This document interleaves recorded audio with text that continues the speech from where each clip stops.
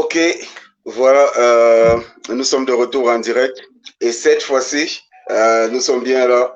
Pauline Nongona a réussi à se connecter finalement. Ouais, ça a été un sacré, C'est ça, sacré parcours. Donc là, ça, elle a ça, la réussi à se technologie depuis connecter le Québec et à Ouagadougou. non, non, ça c'est très grave. C'est la fin d'année avec maintenant les festivités, tout le monde qui se connecte et Ouais, puis voilà. Donc, oui, oui. la connexion aussi a besoin de fêter. Donc voilà, parfois elle s'en va, elle va faire un tour au snack, elle va prendre un petit pot, bah, puis là, elle revient. Bon, très bien, dans tous les cas, nous, sommes, nous sommes connectés et c'est très bien. On a 1 heure de retard. 1 heure, bon, mais c'est 1 heure quand même. On a tout fait pour être là. Et ça, c'est le signe de la très, Oui, très ça c'est grande clair. passion. Et, Ça et c'est clair. justement, c'est ce que avec Pauline Ongono, nous allons expérimenter ce soir. C'est ce que nous allons devoir vivre, la passion. Donc, toute une passion pour la littérature, toute une passion pour l'année 2023, toute une passion pour les grands débuts de la communication en 2020. Donc, tout ce parcours, tout ce temps avec Pauline Ongono, donc ce sera la scène littéraire de A à Z. Voilà, et là, ce que j'ai conçu, c'est un tout petit document avec A, B, C jusqu'à Z. Et là, il y a toutes les, Aïe, il y a tout ce qui concerne la scène littéraire. Donc, on va faire le tour, on va faire le grand tour, justement. Donc, nous passerons partout, nous irons des ateliers, tout ce qui comporte la qualité, l'identité et tout. Donc, nous allons passer par tous ces points et ce sera l'occasion pour nous de redécouvrir cette scène littéraire camerounaise et africaine sous le regard de Pauline Nongono. Pauline Nongono qui est justement la présidente de Acolyte, Acolyte qui a reçu à plusieurs reprises des distinctions camerounaises et africaines pour la communication littéraire. Donc, bonsoir Pauline. Bonsoir, bonsoir et bonsoir à tous les acolytes. Vraiment, sincèrement, désolé, hein, merci pour votre patience. C'était vraiment pas évident aujourd'hui. J'ai l'habitude de gronder les gens quand ils ne se connectent pas, mais voilà, le karma m'a rattrapé. Le karma me rattrape. Oui, justement, parce que, bon, parlant de karma, c'est le cas de le préciser, parce que nous avons tout ça à chaque fois. C'est toi qui es sur notre dos. Oui, vous n'êtes pas connecté à temps. Oui, ceci a fait ceci, ceci a fait cela. Bon, voilà, ça revient aussi un peu pour rappeler que nous sommes tous des humains et voilà, et tout le reste. Mais c'est bien que ça arrive comme ça, un 30 décembre, on est Oui, en bout de d'accord, j'ai parcours et compris puis ça. voilà. Voilà. Ouais, et surtout que c'est à toi que ça arrive. D'accord, bien. Je Maintenant, qu'est-ce qu'on peut t'assure, c'est savoir vraiment. d'autre? Mais bon, j'ai compris. Ça veut dire Ouais, qu'en 2024, là, je serai plus souple. Ça va? voilà, voilà, justement, ce sera ainsi. Alors, qu'est-ce qu'on peut retenir, qu'est-ce qu'on peut apprendre d'autre de Pauline Longono en dehors de ce que j'ai dit tout à l'heure sur qui tu es, comment tu as commencé? Qu'est-ce qu'on peut apprendre d'autre? Ah, c'est tellement vaste, hein. Oui, si je commence là, vraiment, on va encore perdre 1 heure à parler de moi. Bon, tout ce qu'on peut savoir, c'est que, bon, voilà, je suis quelqu'un de passionné, peut-être une tigresse parfois de travail, mais je suis quelqu'un qui espère beaucoup en la littérature au Cameroun et en Afrique. Et c'est la raison pour laquelle je me bats chaque jour hein, pour surtout mettre au devant, parce que je me dis que ça ne sert à rien qu'on fasse des choses qui ne sont pas connues des autres. C'est la raison pour laquelle moi je fais l'effort de mettre en avant ces choses, ces initiatives qui sont faites pour que on sache au moins qui fait quoi au Cameroun, qui fait quoi en Afrique et même au-delà aussi. Donc, tout ce que je peux, c'est ça, c'est que Pauline, donc, c'est une passionnée, c'est une quelqu'un qui travaille avec beaucoup de hargne, quelqu'un qui est vraiment je suis une ogre en fait quand il s'agit de travail en littérature. Donc voilà, c'est un peu ça, c'est tout ça. D'accord, oui, c'est vrai qu'il y a, tu as aidé à révéler pas mal de plumes, pas mal même d'éditions et susciter aussi plusieurs vocations dans le monde du livre parce qu'il y a des gens qui menaient une certaine activité, mais après être passés entre, en fait, par toi, par ta communication, par ce que tu as fait de leur image, ces personnes sont devenues tout autre chose. Il y en a qui ont évolué dans le monde de l'édition, d'autres qui ont approfondi leur écriture et avec les services que Acolyte propose, notamment ces ateliers, ces cafés littéraires, ces rencontres autour des livres, la traduction littéraire, la relecture, et aussi le consulting en fait, littéraire global, parce que c'est un travail auprès des éditeurs En en général, termes de ce effectivement. qui va concerner la qualité Mm. des ouvrages qui sont publiés et aussi la reconnaissance de certaines personnes engagées, parce que sans citer qui que ce soit ou bien quoi que ce soit, on dira que tu as proposé des noms déjà à certains endroits pour que certains travaux soient récompensés, soient reconnus, car ils sont dignes d'intérêt et ils font évoluer la littérature en Ouais. Afrique. Donc voilà, nous allons commencer. Mm. Et moi, je vais prendre Mm. tout hasard, je vais prendre mon petit crayon et à chaque fois, je vais devoir barrer quelque chose. Alors, commençons par quelque chose de très simple. Ouais. Nous allons commencer par le 8 qui me tient quand même à cœur. Oui, on commence par le 8, l'héritage, l'héritage littéraire.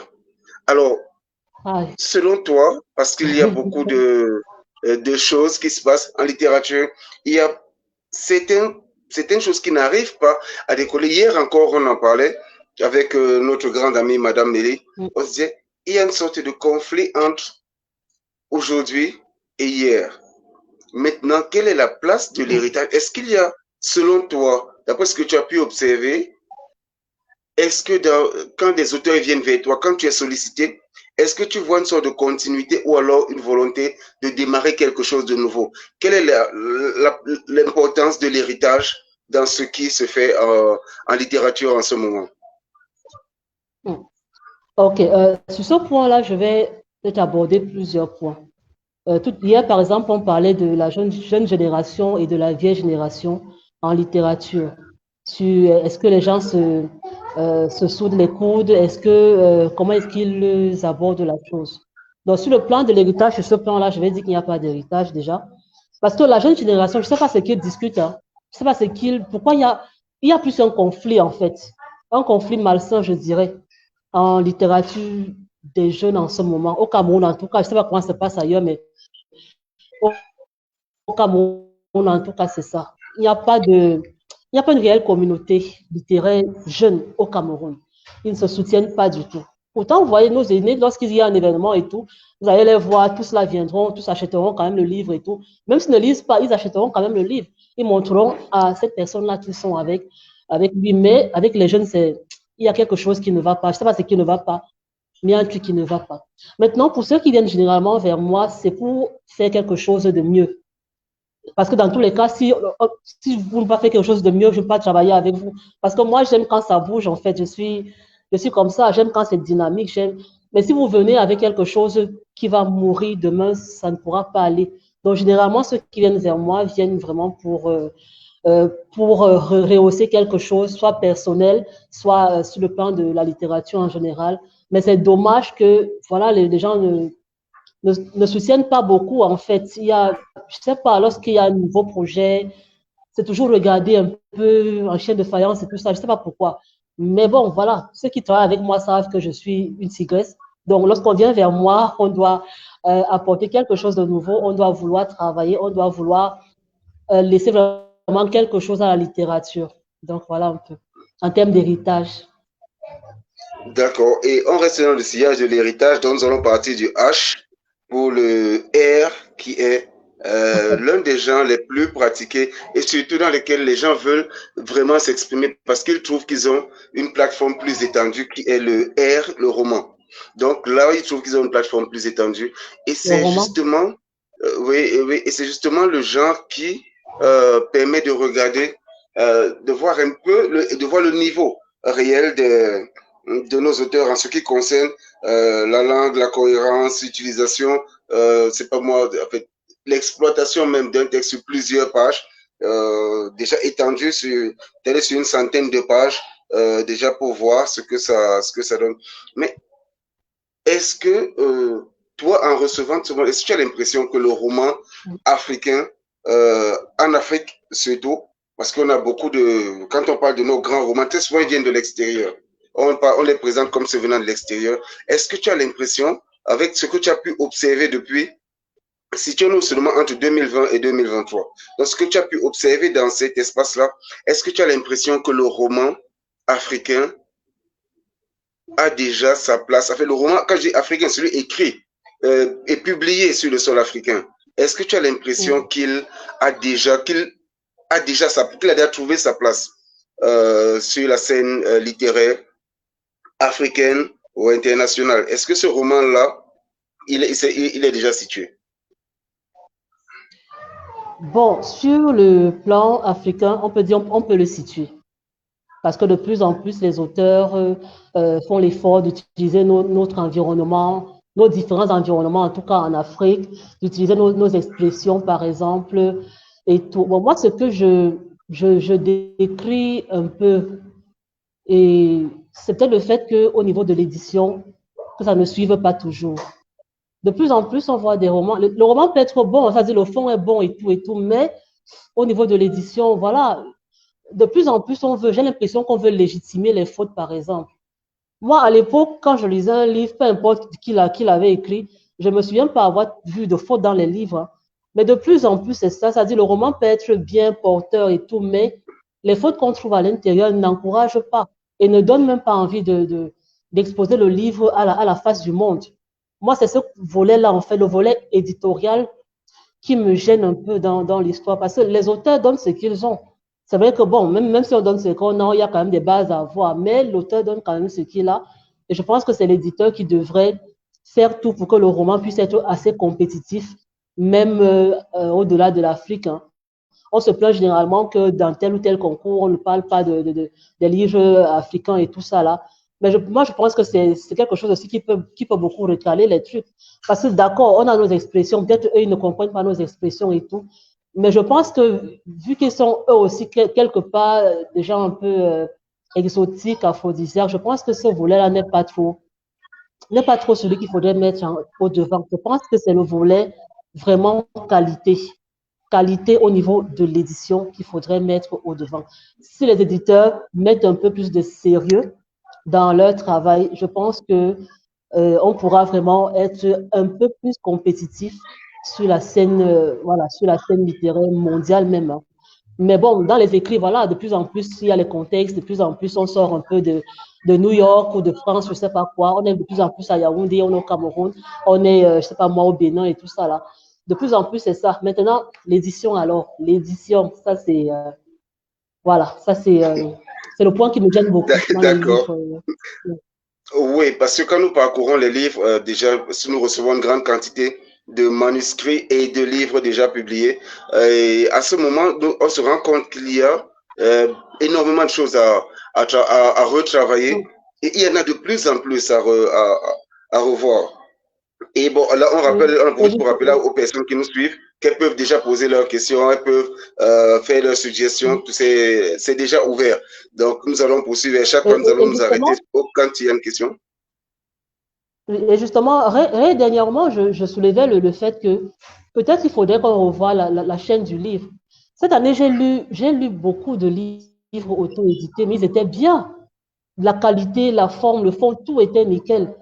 Généralement, quand on dit livre auto-édité, on pense directement à déchets, à voilà, mais là, c'était pas le cas. Ces livres étaient nettement mieux que plusieurs livres qui paraissent sur les éditeurs. Donc, je sais pas, peut-être je me dis qu'il y a beaucoup de choses, vraiment beaucoup de choses à voir, surtout sur le plan éditorial, surtout sur ça. Ok, justement, parce que étant donné que nous sommes sur l'aspect éditorial du livre, on va directement aller sur notre point 5 qui est l'édition.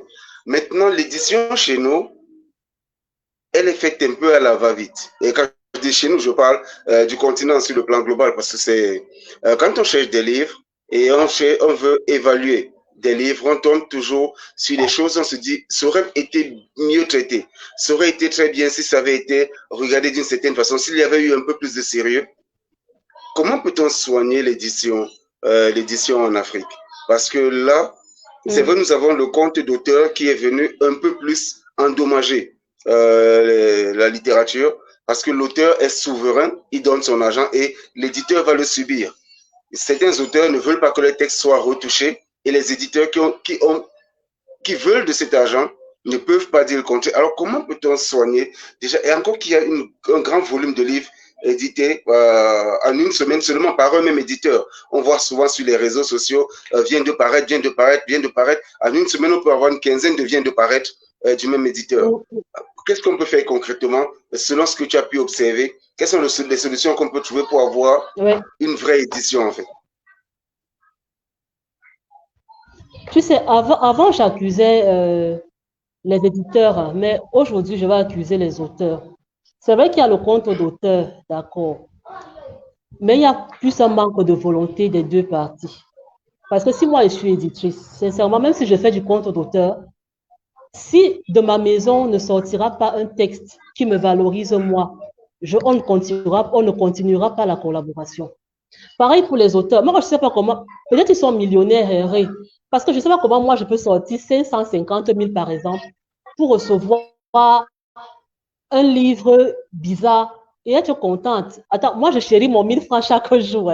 Donc, quelqu'un sort 550 000 et il ne prend même pas la peine de bien travailler son texte. Tu rencontres quelqu'un, tu lui demandes que, mais est-ce que tu as signé le BAT? Il te dit que le BAT, c'est quoi? Donc, le gars n'a même pas de pression. Tout ce qu'il veut, c'est donner son argent, voir son nom sur un livre. Ça sert donc à quoi? Ce sont les auteurs eux-mêmes aussi. Peut-être qu'ils ont beaucoup d'argent. C'est ça qu'il dit que, gars, ils sont sûrement riches. Et vraiment, l'argent ne leur fait pas mal au cœur. Ce qu'on devrait faire, c'est avoir de la volonté de bien faire. Moi, je ne sais pas à qui on pense faire du mal. Quand un livre sort d'une maison d'édition, un livre, moi j'appelle ça livre bizarre, quand ça sort d'une maison d'édition, je ne sais pas comment ils se sentent eux-mêmes. Comment comme ils voient ça, comment ils font des dédicaces et autres là, comment ils se sentent pas mal. Il n'y a pas de volonté en fait. Il y a peut-être la volonté d'avoir l'argent de l'auteur, il y a la volonté de voir son livre, machin, mais il n'y a pas la volonté de servir la littérature. C'est ce que moi je dis. Il n'y a pas de volonté de servir vraiment la littérature. On dit qu'on voit seulement son gain, on voit seulement son nom sur le livre, mais après, aujourd'hui, pour donner un livre à ma fille, je suis obligée de le lire d'abord moi entièrement avant de donner un livre à ma fille. Ils ne voient pas que c'est mon temps qu'ils sont en train de perdre comme ça. C'est ça, imaginez un peu. À l'époque, on nous achetait des livres, on nous les donnait sans. Voilà, mon père savait que voilà, c'est OK, c'est nickel. Mais aujourd'hui, on a peur. On a peur de donner des livres à nos enfants et ce n'est pas normal. Ils font, on revient à l'héritage tout à l'heure. On pense qu'on fait à qui? Sincèrement, dans 10 ans, si on continue comme ça, à quoi ressemblera notre littérature? Et quand des livres pareils arrivent ailleurs, on va dire voici la littérature camerounaise, alors qu'il y a d'autres ici qui font du bon travail. Donc, je pense qu'il y a un problème de volonté. C'est-à-dire que même si on dit atelier de ci, atelier de ça, s'il n'y a pas de volonté d'abord, et ça, c'est mon mot phare, vraiment volonté. S'il n'y a pas la volonté, très peu de choses belles se feront. Donc, vraiment, les éditeurs, c'est vrai que l'argent est bien. Moi-même, j'aime l'argent, mais essayons de faire un peu. Déjà que les éditeurs, rares sont ceux qui refusent les textes. Dès que tu envoies ton texte, ça c'est bon. Envoie les frais de machin, contrat, demain il y a le contrat. Dans une semaine, ton livre sort. Mais toi, l'auteur, ça ne te dit rien. Tu n'as même pas retravaillé ton texte. Ça ne te dit absolument rien. Ou bien tu estimes que toi, tu es très fort et tu as l'argent et puis ton livre va sortir. Non. Vraiment, ayons un peu de volonté. Sachons servir la littérature. Si on dit qu'on est en littérature, c'est bon la littérature. Et le pire, c'est que même dans les livres scolaires, on voit des fautes dans les livres scolaires. Sincèrement, c'est pour que nos enfants apprennent quoi? C'est pour que nos enfants apprennent quoi? Et après, on va dire que c'est le gouvernement. Alors que nous-mêmes, nous sommes le gouvernement. Hein. Nous sommes le gouvernement. Donc, essayons un peu de mettre un peu du nôtre, chacun dans son domaine, pour que la littérature soit vraiment quelque chose de valorisé, en Afrique surtout. Très bien, ça c'est très entendu. Avant de passer à notre prochain point, nous prenons Arnaud Bamouram qui est un jeune auteur parce qu'il vient de publier, je crois que c'est un recueil de poésie si je ne me trompe pas, Arnaud. Et on s'est rencontrés à Douala. C'est lui qui a eu le prix pour la lecture à Douala. Donc il y a quelque chose ce qu'il dit, c'est d'abord merci beaucoup pour le débat de ce soir, beaucoup de choses à retenir de la discussion. Mais il aimerait demander ce que toi tu penses de ces agences littéraires qui se créent et se permettent, bon, nous avons perdu Pauline, nous espérons qu'elle reviendra, et se permettent d'écrire des romans pour les vendre.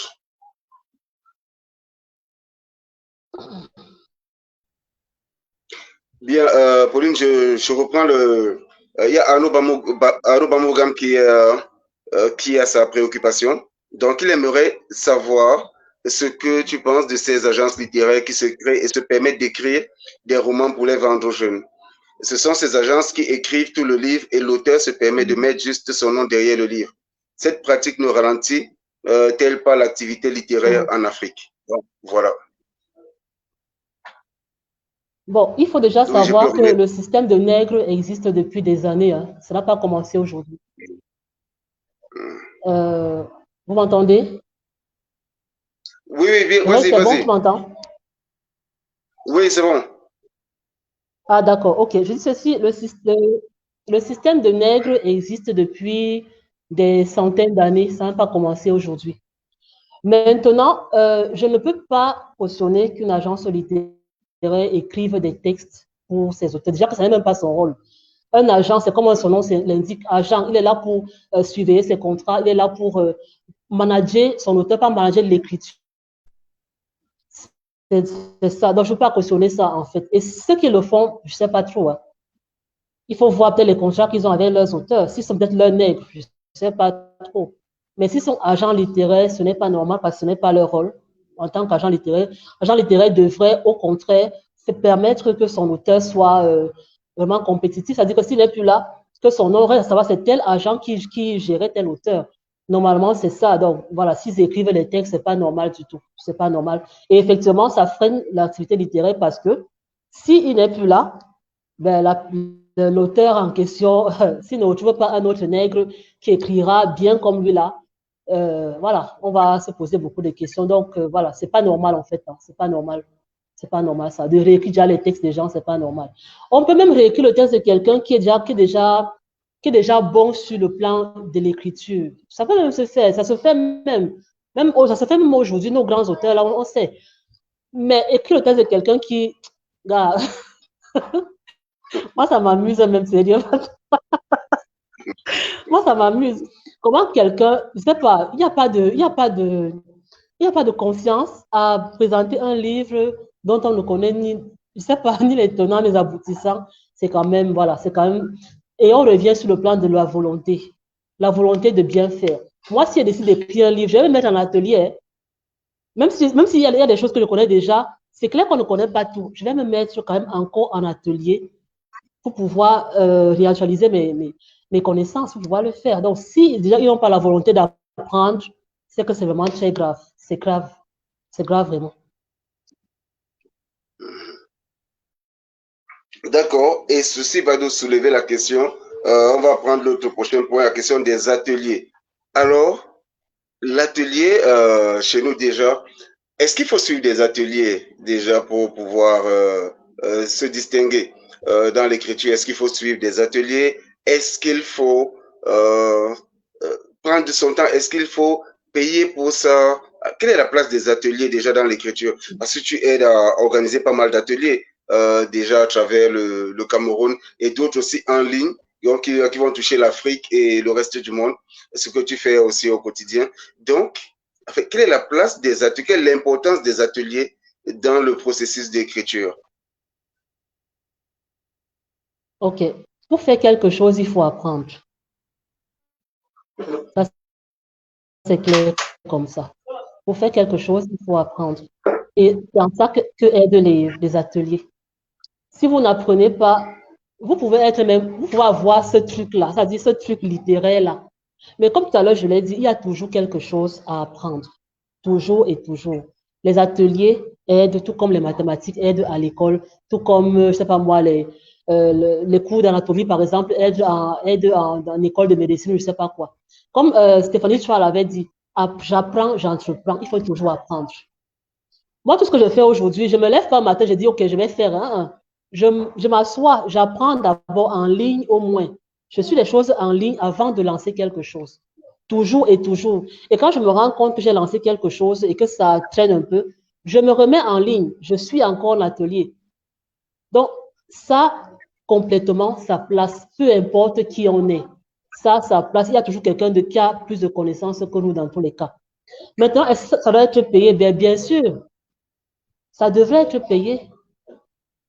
Ça doit que nous autres, nous faisons beaucoup de choses gratuites, mais ça devrait être payé. Ce sont des connaissances quand même qu'on acquiert. Pourquoi les gens veulent toujours acquérir des connaissances gratuitement? Non, ça devrait être payé. Au moins le carburant, là, payer quand même le carburant, c'est nécessaire. Ça devrait être payé. Bon, maintenant, on est conscient du fait que, par exemple, les élèves, bon, ils n'ont pas toujours l'argent. Les parents n'autorisent pas toujours ce type de choses sur le plan financier. Là, on peut faire des choses gratuitement, c'est vrai. Mais ne me dites pas que vous êtes un auteur confié, vous avez votre argent et tout. Non, payé. Ça doit être payant normalement. Normalement. Bon, chez Acolyte, maintenant, vu que c'est d'abord beaucoup plus du social, parce que même ce qui est payant chez Acolyte, c'est vraiment des sommes maudiques. Pour le service qui est rendu, ce sont des sommes maudiques. Parce qu'on ne peut pas tout le temps aussi prendre nos poches pour faire des choses. Donc, c'est, voilà, nous allons toujours nous investir, c'est vrai, mais normalement, ça devrait être payé. Parce que si je compte le nombre d'ateliers qu'on a déjà fait dans ce pays, entre le transport, les chambres d'hôtel et tout, voilà, on serait déjà riche, riche. Donc, ça devrait normalement être payé, normalement. Et ça a énormément de place dans la vie littéraire. D'accord, et ceci va nous faire passer à l'autre point, qui est, on suit toujours notre alphabet, mais dans le désordre. Hein. Là, maintenant, nous allons sur le plan de la formation. Et nous passons des ateliers à la formation. La formation ici, par exemple, regardez les acteurs du livre. Et être éditeur, c'est un métier. Je sais pas, relecteur, c'est un métier. Mais on se rend toujours compte, et ça, ceci a été relevé au début de cet échange, qu'il y a toujours des défauts, que ce soit dans le montage, que ce soit dans l'écriture, que ce soit dans la qualité du papier, que ce soit dans l'édition de façon globale, il y a tous les problèmes. Alors, comment arrive-t-on à être éditeur sans savoir ce que signifie l'édition? Déjà, comment on le fait? Déjà, tu travailles avec beaucoup d'éditeurs aussi, tu reçois pas mal de livres. Et hier encore, nous étions à une dédicace où tu as reçu des livres encore d'éditeurs différents et autre chose. Et des livres, parfois on les ouvre et spontanément on trouve quelque chose qui va pas bien sur le plan éditorial, qui qui présente quelques soucis. Alors, comment on arrive-t-on à ouvrir des maisons d'édition sans savoir ce qu'est une édition? Et nous sommes sur une scène quand même publique où il y a une administration, il y a pas mal de choses, et des choses qui sont, je veux dire, et se laisser aller qui arrive. Donc, qui est responsable maintenant en termes de qualité, même déjà de ces éditions que l'on rencontre? Et déjà, nous sommes sur le plan de la formation, bien sûr. Je pense que c'est... Oui. Tout à l'heure, je l'ai dit, apprendre, la volonté d'apprendre. On peut bien ne pas avoir fait des études, hein, peut-être à l'ESTIC, par exemple, édition et tout ça là. Mais je pense que si on a la volonté d'apprendre, il y a des formations tous les jours. Il y a des formations tous les jours. Vous pouvez faire une formation en ligne pour voir ce qui est fait. Mais je pense que ce n'est même pas la formation le problème. Parce que moi, je connais des éditeurs, ça dit formés et tout, qui ont leur diplôme et tout, mais qui ne font pas le bon travail, en fait. J'en connais. Je pense que c'est plus une question de volonté encore. Vous décidez d'être éditeur. Pourquoi? Il faudra vous poser la question, pourquoi voulez-vous être éditeur? Est-ce que c'est pour avoir les miettes des auteurs là? Est-ce que c'est pour apporter une littérature vraiment de qualité? Ça, c'est la question qu'il faut se poser. Parce que si vous voulez apporter une édition de qualité, vous allez vous arrimer. Vous allez vous arrimer. Vous savez ce que c'est, même en termes de papier. On va dire que le papier est cher. Mais je suis désolée, quand on se lance dans un domaine, on sait quand même à quoi s'attendre. Vous allez tout faire pour avoir du bon papier, vous allez tout faire pour avoir une bonne équipe de relecture, vous allez tout faire pour pouvoir mettre devant vos auteurs, vous allez tout faire même pour pouvoir vendre et vanter vraiment votre nom. Ça, c'est comme ça. Donc, ce n'est même pas une histoire de formation, je pense que c'est une histoire toujours de volonté. Qu'est-ce qu'on veut quand on devient éditeur? Et tous les jours, Inès, quand on devient éditeur, qu'est-ce qu'on veut en fait apporter à la littérature? Je l'assure, formation, hein, on s'est rencontrés dernièrement. Bon, comme moi, généralement, j'ai très peu ma bouche dans le sac. Je lui ai dit que, gars, ce que tu fais n'est pas bien. Tu as quand même été formé. C'est une école que tu mets en péril. Et toi, on va dire que tu étais formé à telle école. mais voilà ce que tu proposes et tout. Bon, le monsieur s'est fâché, c'est pas grave. Moi, je lui ai dit ce que je pensais, c'est pas grave. Donc, c'est pas trop la formation, je pense que c'est la volonté. Quand on entre en édition, on sait pourquoi on entre en édition. Et on sait aussi ce qu'on va apporter. Et on sait ce qui est mauvais. Parce que généralement, quand tu l'as dit que, gars, ton livre, si c'est comment, qui a fait la relecture, tu vas entendre, oh, vraiment, c'était la fatigue, est-ce que j'avais même vu ça? Mais comment un livre sort et vous n'avez pas contrôlé le livre, vous faites ça comment? Et vous imprimez 500 exemplaires, vous remettez à l'auteur pour qu'il fasse quoi de ça? Pour qu'il vende ça à qui? Un livre, c'est au moins 3500, 5000. C'est l'argent, pour nous autres là qui faisons comme ça, là, c'est l'argent du roman gagné. Donc, nous, on va acheter les livres parce que vous étiez fatigué. Non, non. Et au moins respecter les auteurs. 550 000, ça veut dire que peut-être ils sont riches. Peut-être ils ont beaucoup d'argent. 550 000. Et on voit, dès qu'on ouvre le livre, dès la première page, le titre de la page, le gars dit à la faute. Vous faites ça comment? C'est toujours la fatigue de quoi? On peut comprendre que peut-être à la page 20, 30, 50, il y a une faute, d'accord. On peut même encore, mais dès la première page, là, non, quand même. Je pense que c'est beaucoup de volonté. C'est pas la formation, c'est la volonté.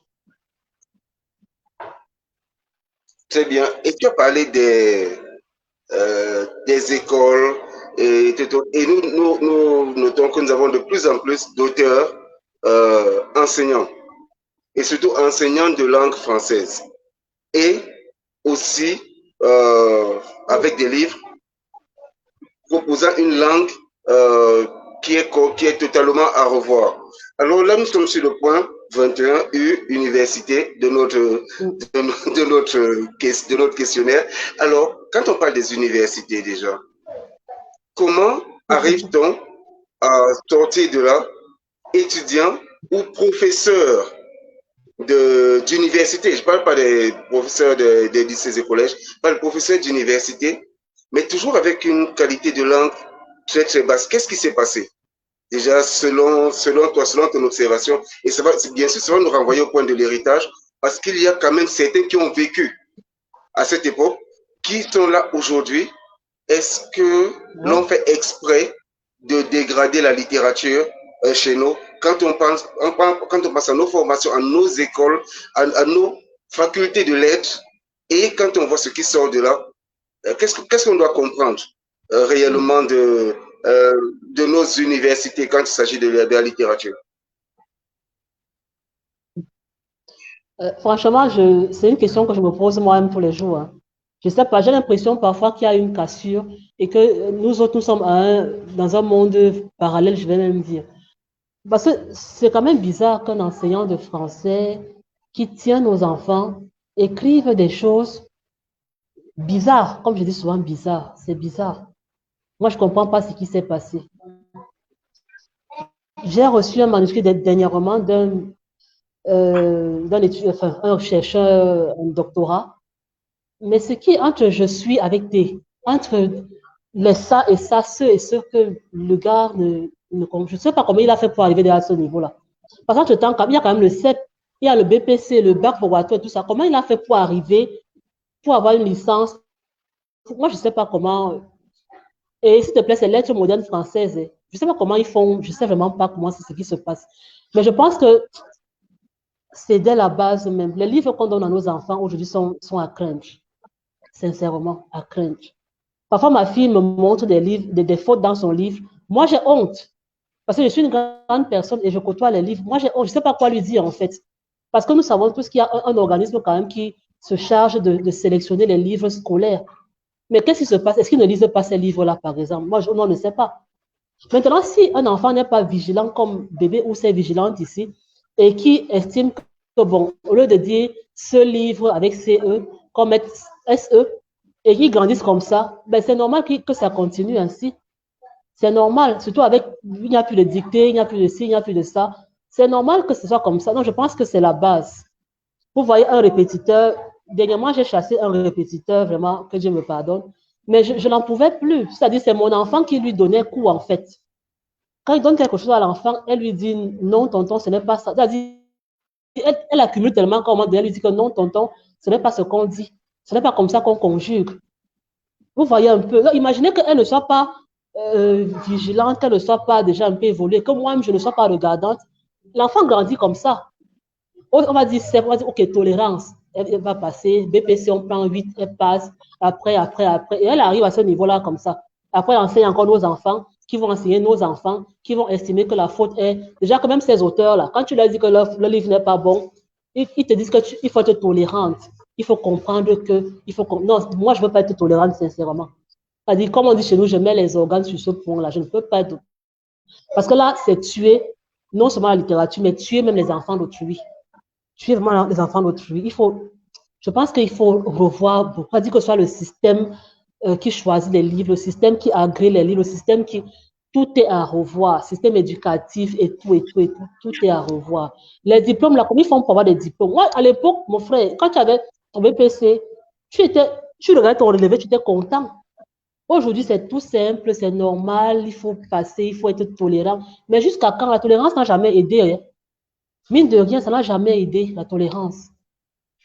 Nos enfants sont là, ils grandissent, ils vont grandir comme ça. Non. Nous ne serons pas toujours là pour les guider. Et tous les parents n'ont pas la chance que nous avons, nous autres.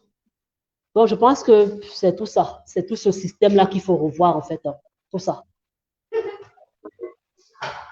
D'accord. Et ton expression, ton attitude, ta gestuelle, tout ça me rappelle quelqu'un qui est au point M de notre liste. C'est Moutlon. C'est Moutlon quand il parle. Lui, c'est toujours mon frère, gars, et autre chose là. Donc, il a toujours toutes ces choses. Et je sais que Moutlon, c'est quelqu'un qui a compté, qui compte dans ton parcours avec les livres et autre chose. Ouais. Comment tu regardes aujourd'hui, lui, parce qu'il préconise la même rigueur, il travaille avec la même rigueur déjà quand il est devant ses propres textes, quand il est devant les textes des autres. Alors, des auteurs comme Moutlon, est-ce qu'on en a encore véritablement sur le continent, déjà au pays et sur le continent, parce que évidemment, on lit presque, on a quand même fait le choix de lire les grands auteurs, ceux qui sont appelés grands auteurs de par leur distinction et la qualité ou alors le rang des maisons d'édition qui les publient.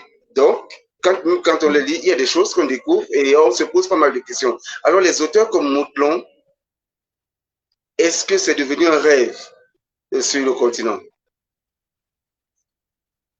Ça devrait être un modèle, pas un rêve forçant. Vu qu'il est là, il est là, ça ne devrait pas être un rêve. C'est quelqu'un que j'apprécie. Enfin, je l'ai apprécié avant même de lire ses livres. Quand je l'entendais parler à la radio, parce qu'à l'époque, déjà, nous, on n'avait pas de télé, tout ça, j'entendais parler à la radio. Et je sais pas, j'ai vu quelque chose en lui qui, je sais pas. En tout cas, j'ai écouté quelque chose en lui qui m'a rappelé ce que je voulais être, en fait. Donc, il devrait être plus un modèle qu'un rêve. Il est là. On peut le côtoyer et tout. Maintenant, est-ce qu'il y a des auteurs? Ben oui. Daniel Eyango, par exemple. Sabine Mung, par exemple. Diane Anichon, par exemple. Yvette Angèle. Ils sont nombreux. On va dire Rosny au Gabon. On va dire Ndongo Bay au Sénégal. Ils sont nombreux. Ils sont nombreux. Maintenant, on revient à la volonté. On revient toujours à la volonté. Vous ne pouvez pas vouloir écrire un truc sur mon village, ça. Vous asseyez ici à Yaoundé, à la poste centrale. Allez à ça. Essayez de voir comment les gens se comportent là-bas. Et c'est ce que Moutlon lui fait. Il fait des recherches avant d'écrire son livre. C'est ce que Daniel Yango fait par exemple. Nous savons tous qu'il n'y a pas cette volonté-là. Qu'est-ce que vous voulez? Vous allez vous plaindre? Non. Faites des choses comme les autres le font aussi. Moi, le reproche que je vais faire à mon grand frère Moutlon, c'est peut-être le fait de ne pas transmettre. Moi, j'aimerais voir Moutlon en train de faire des ateliers, même en ligne comme ça. Grand frère, si tu me suis, vraiment, pardon. Fais les ateliers, grand frère. Ça, c'est le reproche que je lui fais. Parce que tu ne peux pas être un Moutlon et garder tout ça pour toi, sincèrement. Et Moutlon, ce n'est pas seulement le nom, ce n'est pas seulement le Kourouma qu'il a eu, non, il est la littérature qu'on aimerait avoir. Ça, c'est le nom, en fait. Ça, c'est le mot, en fait, l'expression, en fait. Il a la littérature qu'on aimerait avoir. C'est quelqu'un qui, non seulement s'est soigné sur le plan de la langue, s'est soigné sur le plan du fond même, les détails, tout est OK. Vraiment, grand frère, si tu m'écoutes, essaye d'apporter vraiment du tien à la jeune génération. Peut-être c'est ça qui leur manque aussi, des modèles. Je me dis qu'il y a ça aussi, peut-être le fait que, voilà, ils n'ont pas de modèle et tout. Peut-être c'est ça aussi, voilà. Mais des auteurs comme ça, il y en a. Et ces auteurs-là sont là parce qu'ils ont eu la volonté d'apporter quelque chose de bien et de beau à leurs lecteurs. Bien, puisque tu parles de Kuruma, Kuruma justement c'est le point K de notre liste. Le Kuruma, et le Kuruma, on ne va pas se focaliser sur lui. Tu as tout prévu ou quoi? Tu as tout prévu. Ouais, la liste est là, c'est 26, donc toute la scène littéraire va y passer.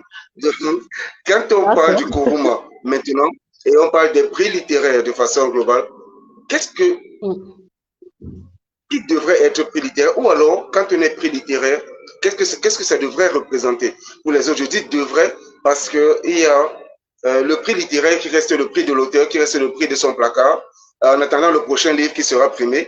Et il y a le prix littéraire, lui, qui va descendre dans la communauté, qui va descendre dans la scène littéraire, rencontrer les autres et maintenant travailler avec ceux-là pour que la littérature soit dynamique, qu'elle soit un peu plus forte, plutôt qu'une juste une campagne pour soit une sorte de miroir. Hein. On va utiliser la société comme un miroir en se disant, voilà, bon, je me mets sur les admirateurs. Et le prix littéraire, quelle est sa réelle importance déjà avec ce que tu as pu lire déjà comme prix littéraire, avec ce que tu as pu rencontrer comme prix littéraire? Nous pouvons dire qu'il y a Emily Boom qui vient chaque année donner des ateliers au Cameroun.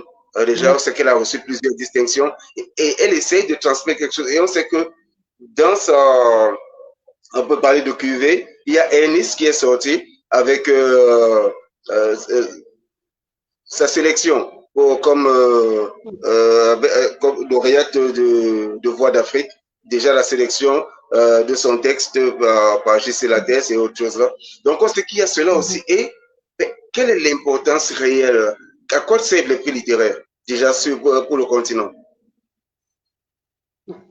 Ok, déjà il faudrait savoir pourquoi est-ce que les livres sont primés. Parce que je me dis bien que lorsque quelqu'un crée son prix, il a des critères, il a un point focal pour primer les livres en question. Moi, je vais m'attarder peut-être plus sur les primés en question. Lorsqu'ils sont primés, qu'est-ce qu'ils font après? C'est la question qu'il faut se poser. Eux-mêmes, qu'est-ce qu'ils font après? Parce que l'importance du prix littéraire, il y a toujours une importance. C'est-à-dire, ça montre que tel livre d'être meilleur que tel. Mais sur quel plan? Parce que là, présentement, je n'ai pas tous les plans de tous les prix littéraires, tu vois. Donc, je ne peux pas vraiment répondre clairement à cette question-là. Moi, je vais plutôt demander à ces primés-là, qu'est-ce qu'ils font en fait? Je me dis bien qu'ils ont plus d'informations que nous autres. Par exemple, Ernest, elle a été primée. Maintenant, qu'est-ce qu'elle fait? Donc, pour les autres, pour qu'eux aussi soient primés. C'est à ce niveau-là que moi, je veux un peu m'appesantir. Mais sinon, les prix, moi, j'ai lu des prix littéraires qui n'étaient pas fameux. Hein. Quand je dis fameux, c'est sur le plan de la qualité. Je ne parle jamais du fond parce que, comme tu le dis souvent, une belle histoire, tout le monde peut l'écrire. Moi, je parle de la qualité. Vous ne pouvez pas être prix littéraire, prix spécial et autres là, mais on lit votre livre, on a envie de... Voilà. Donc, à ce niveau-là, je ne sais pas vraiment ce qui est primé. Est-ce que c'est l'histoire qui est primée? Est-ce que c'est le fait que le livre soit de qualité? Est-ce que c'est le fait que le livre parle de culture africaine? Est-ce que c'est le fait que le livre parle, je ne sais pas moi, de nouvelles tendances, je ne sais pas moi. Donc, je ne veux pas répondre aisément à cette question-là, parce que les prix littéraires, je n'ai pas encore reçu voilà, vraiment pourquoi est-ce qu'ils priment les gens et tout ça. Mais je pense qu'il faudrait qu'il y ait un peu plus d'interaction entre les primés et peut-être les auteurs en herbe ou alors la scène littéraire en général. À quoi ça sert d'être primé et rester dans son coin? À quoi ça sert en fait? Moi, ça ne sert à rien. C'est pour ça que tout à l'heure, je faisais le reproche à Moutlon que tu as été primé. Quand tu as un prix, tu deviens un modèle. Donc, sois un modèle pour les autres, aide les autres aussi à avoir des prix plus tard. Fais des choses. Donc, c'est un peu ça. Donc, comme je dis, les primés ont sûrement plus d'informations. Ils savent pourquoi ils sont primés peut-être. Donc, s'ils savent que c'est peut-être parce qu'ils ont défendu la culture telle ou la culture telle, ben, essayez de voir ceux qui s'intéressent à cette culture-là aussi, comme ça, dans l'écriture. Formez-les pour qu'eux aussi puissent avoir des prix comme vous. Donc, c'est ce que je peux dire pour cette question, Larry. D'accord. Tout en rappelant à nos followers qui peuvent toujours poser des questions comme Arnaud l'a fait tout à l'heure. On va aller sur la question justement des influences et nous allons prendre les groupes. Les groupes déjà, on se plaint tout le temps que tel a été primé, c'est tel autre qui aurait pu le faire, c'est tel autre qui aurait dû l'être, et tel autre. Par exemple, on va dire comme Gugi Watongo, c'est lui qui méritait le prix Nobel décerné à Abdul Razak Gona. On va dire que c'est elle qui méritait le prix Goncourt de Mbugasa, c'est elle qui méritait le Kuruma de Moutlon, c'est elle qui méritait ceci, les Afriques de Emle. Nos groupes, déjà, je vais poser la même question que pour les prix littéraires. À quoi servent nos groupes s'ils ne peuvent pas être suffisamment influents, s'asseoir déjà ensemble, créer quelque chose de solide et arrêter de se plaindre, arrêter d'aller pleurnicher à la fenêtre des autres en se disant ce sont leurs prix. Parce que les autres sont leurs prix et ça, tu l'as relevé. Ils ont des raisons pour lesquelles ils distinguent des auteurs. Ils ne sont pas obligés de prendre nos critères. Si nous pensons que Gugi Watongo mérite tous les prix, n'attendons pas que le Nobel lui en décerne un. Créons un prix suffisamment puissant parce que ce ne sont pas les moyens qui manquent. Donc maintenant, quelle est la faiblesse? Qu'est-ce qui affaiblit nos groupes pour qu'ils ne soient pas suffisamment forts et arrivent à créer quelque chose d'important et qu'on se dise, l'Afrique, elle tient son prix. Évidemment, il y a le prix Les Afriques qui est promu par la scène littéraire, qui est en train de se faire un chemin important parce qu'il est porté par une Africaine, il est pleinement porté par Agnès Ndazo. Donc, et la scène littéraire.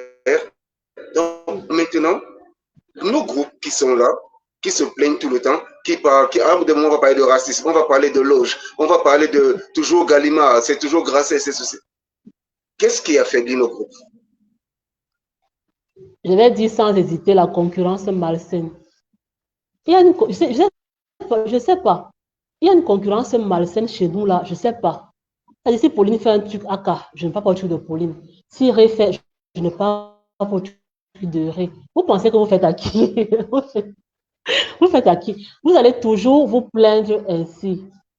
La concurrence malsaine. Je ne sais pas. Au Cameroun, il n'y a pas d'association d'éditeurs. Je n'ai jamais entendu qui se sont assis comme ça. Ils ont discuté peut-être sur comment faire évoluer leur système, comment par exemple créer quelque chose pour valoriser un peu. C'est toujours chacun pour soi. Et dès que quelqu'un essaie de faire, on porte critique. Vous portez critique pourquoi? Si je décide de créer les awards acolytes, c'est mon choix. Je décide de qui je décide de primer qui je veux. C'est justement ça. Maintenant, si vous ne pouvez pas soutenir quelqu'un, ben restez tranquille. Fermez-la. Excusez-moi, passez-moi l'expression. Il y a une concurrence malsaine. On ne veut pas voir l'autre évoluer, on veut seulement voir qu'on dise que oui, c'est seulement tel qui a fait, seulement tel qui a fait. On crée même un prix, on ne consulte pas d'autres éditeurs, par exemple, pour voir si ce qu'on fait est bien. Non. On ne veut pas travailler ensemble. Vous voulez quoi? Regardez l'Académie Goncourt, vous voyez les papas qui sont assis là-bas. Vous pensez qu'ils ont commencé comment? Regardez le prix Les Afriques. Est-ce que vous voyez toutes les personnes qui gravitent autour du prix Les Afriques? Vous pensez que c'est pourquoi que ce prix-là évolue? Regardez le prix littéraire au sous. Est-ce que vous voyez toutes les personnes qui gravitent autour de ce prix-là? Vous voulez rester là, vraiment, alone, comme on dit chez moi, seul, tranquille, faire les trucs seul? Non. Si vous ne pouvez pas être un groupe solide, ne vous plaignez pas. Et quand les autres font, acceptez seulement, c'est comme ça. Lorsque Jaline n'a pas reçu le Goncourt, il y a quoi, 2 ans, on a tout dit. Que non, c'est elle qui devait, c'est elle qui devait. Mais je suis sûre que si on avait demandé de voter, comme on fait souvent les votes là, très peu auraient voté. Et plusieurs se seraient plaints après. Que non, c'est elle qui devait avoir. Mais finalement, qu'est-ce qu'on veut? On ne se soutient pas, c'est ça le problème, on ne se soutient pas du tout. On ne se soutient pas. Et tant qu'on ne se soutiendra pas, les choses se feront toujours ainsi. C'est comme ça, en fait. Ailleurs, ils se soutiennent. Hein. Ailleurs, ils ont des associations où ces grands éditeurs-là se soutiennent. Et chez nous, qu'est-ce qui manque? Moi, je ne sais pas. Qu'est-ce que vous discutez même? Peut-être qu'il faut que je sois aussi éditrice pour voir. Peut-être qu'il y a l'argent, il y a beaucoup d'argent là-bas. Là. Peut-être qu'il faut que je sois aussi éditrice. Parce que je ne comprends pas.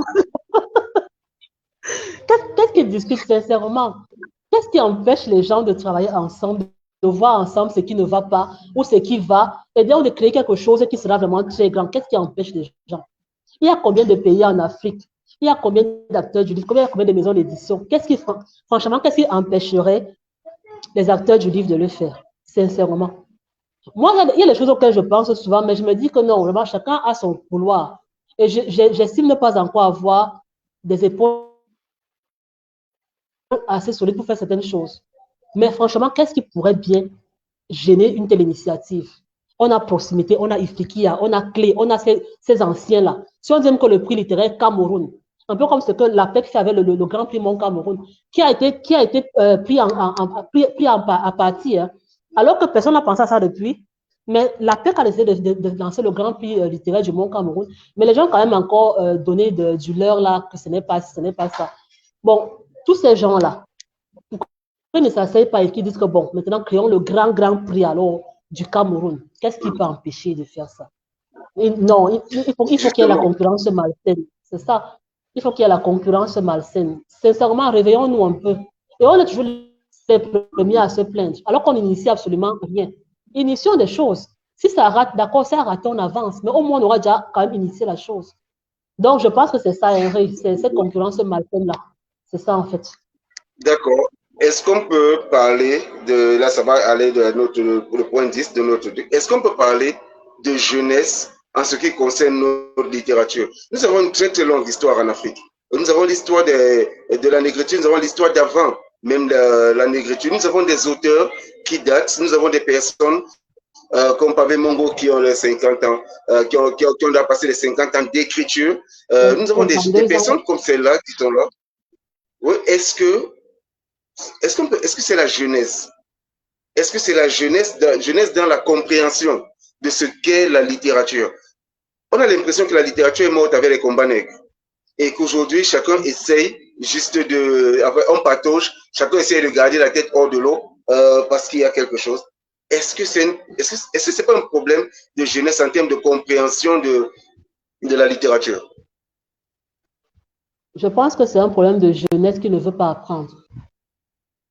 Vous pouvez ne pas comprendre, ça arrive. Moi, je ne comprends pas beaucoup de choses. Hein. Mais apprenez donc. Mais pourquoi vous foncez si vous ne comprenez pas? C'est ça. Pourquoi ils foncent s'ils ne comprennent pas? Il y a, par exemple, la Nolika que Pabe Mongo a écrit, qui a quand même beaucoup d'informations, qui a beaucoup de conseils, qui a beaucoup de... Combien d'acteurs du livre ont ce livre-là, par exemple? Combien? C'est ça. Tu ne comprends pas, apprends. Avant d'entreprendre, il faut apprendre. Ça, j'aime bien ce titre de Stéphanie Choua là. J'apprends, j'entreprends. J'aime bien ça, parce que c'est ça. Tu ne veux pas dire que je ne sais pas, mais tu fonces quand même. Tu fonces pour aller où? C'est clair que tu vas te heurter à un mur et puis nous autres, nous allons souffrir derrière.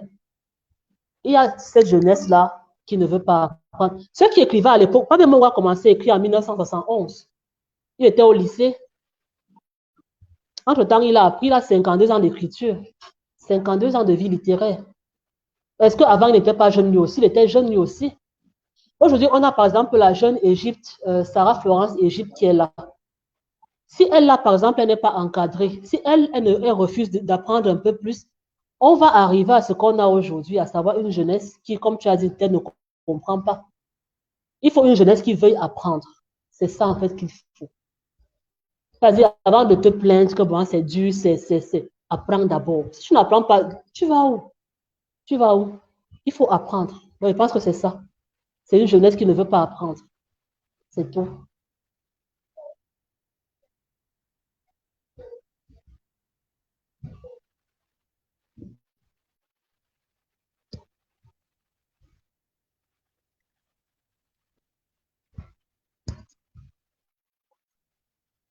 Oui, je crois que il y a eu une légère coupure à mon niveau, donc c'est pourquoi je suis resté silencieux. Maintenant, est-ce que la littérature, on peut parler, quand on parle des opportunités, parce que là je prends l'autre point, des opportunités que la littérature offre. Finalement, nous avons une scène littérature plus dense, j'ai même envie de dire, plus fertile mais on sait bien que sur les terres fertiles, il n'y a pas que la bonne herbe qui pousse. Donc, bien des terres qui sont très, très fertiles même, mais on remarque aussi qu'il y a de moins en moins de qualité dans ce qui se fait. Qu'est-ce qui attire, qu'est-ce qui entraîne les gens vers la littérature? Parce que j'ai l'impression que tout le monde veut écrire, tout le monde veut être éditeur, c'est tout le monde qui veut être relecteur. C'est chacun qui va faire quelque chose à partir du moment où, comme certains disent, ça donne l'argent. Est-ce que finalement, notre littérature ne peine pas parce que c'est juste une opportunité pour une opportunité rien que pour ça? Oui, tout à l'heure, justement, on a même relevé ce point-là. À savoir, et c'est même pour ça que le compte d'auteur prend un peu plus d'ampleur. Alors que l'éditeur devrait être comme un producteur de musique, là. C'est-à-dire, quand un chanteur vient, il le prend sous son aile parce qu'il sait que le son, là, va faire mal. De nos jours, ce n'est pas ça. Normalement, l'éditeur devrait prendre un auteur et il le tient par la main parce qu'il sait que ce livre-là fera mal. Il va investir sur le livre, il va avoir un retour sur investissement. Normalement, c'est ce qui devrait se faire. Maintenant, donc, s'il y a le compte d'auteur qui... C'est même pas l'Afrique à venir, peut-être de éclosion, je crois, aux nuances qui font encore du compte d'éditeur. Le compte d'auteur, c'est vraiment ça qui est dehors. Hein. C'est vraiment ça qui est dehors. Pourquoi c'est dehors alors? Ça, c'est la question qu'il faut se poser. Pourquoi un éditeur qui est censé être un producteur, quelqu'un qui tient par la main, qui investit sur un auteur, devient celui-là qui tend plutôt la main et qui ne fait même pas le bon travail après? La volonté, on va revenir sur ce point-là. C'est plutôt l'auteur qui investit sur l'éditeur. Justement, c'est pas normal. C'est pas normal. Maintenant, même, il y a le compte d'auteur, on peut même comprendre que c'est dû dehors. Moi, je comprends toujours les gens, c'est dû dehors. Mais quand on vous donne même cet argent, faites le travail qu'il faut faire. Pourquoi vous ne le faites pas? C'est ça le problème. Dans la facture qui est donnée, il y a le volet relecture. Pourquoi la relecture n'est pas faite? Pourquoi elle n'est pas faite? Ça, moi, c'est ce point-là que je ne comprends pas. Vous pouvez, tant que l'auteur dit, OK, je vais payer, il n'y a pas de problème. Mon problème, c'est pourquoi il n'y a pas une suite. Comme il a payé là, vous lui dites qu'OK, pour telle somme, vous aurez peut-être 300 exemplaires, un livre de bonne qualité et tout. Mais quand le livre arrive, il se rend compte que c'était une belle, on va dire, arnaque. Je vais dire le mot, arnaque. Pourquoi le travail n'est donc pas fait comme il devrait être fait normalement? Ça, c'est ce qui gêne en fait dans l'affaire. C'est ce qui gêne dans l'affaire.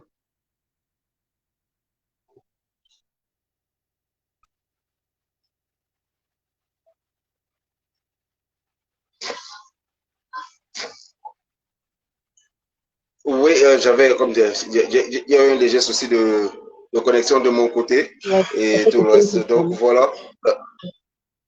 Oui, oui, ça c'est légèrement coupé. Donc nous allons partir sur un autre aspect qui dont tout le monde parle aujourd'hui, c'est cette quête d'identité. Donc nous allons prendre notre point identité.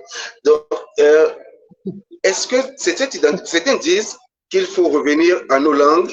Il faut le français, l'anglais, l'espagnol, l'allemand ne sont pas nos langues. Bah, nous sommes quand même au 21e siècle. Donc,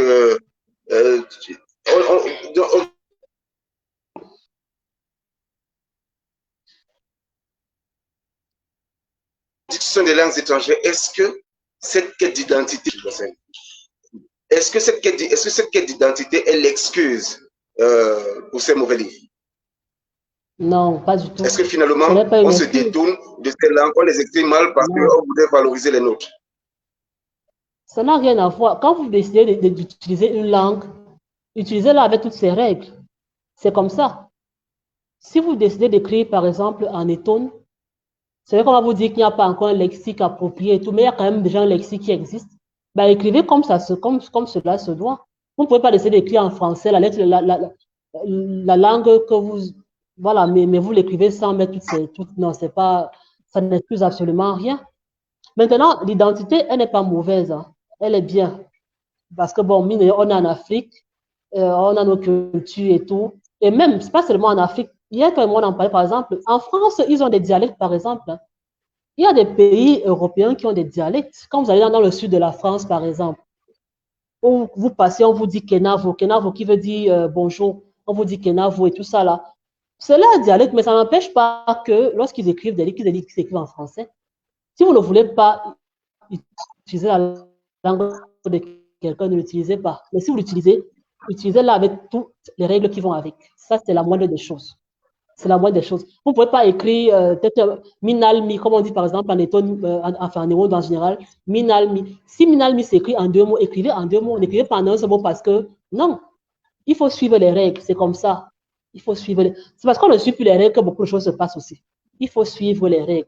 Si vous écrivez en allemand, vraiment mettez le niche, le ya et tout ça comme il se doit. Ne mettez pas un y apostrophe a. Non, si ya, lui là, c'est ya.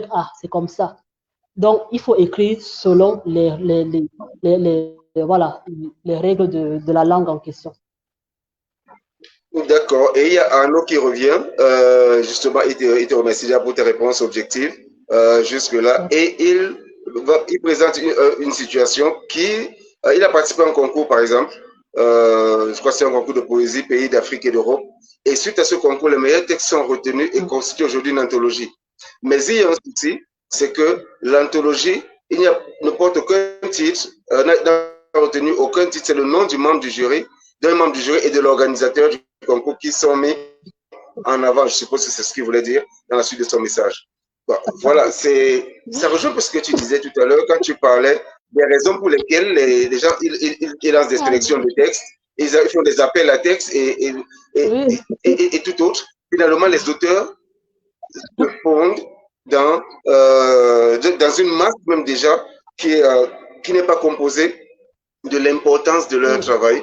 Oui, ils sont dissous pour cela. Donc, je voulais dire à Arnaud que la question elle a été relevée.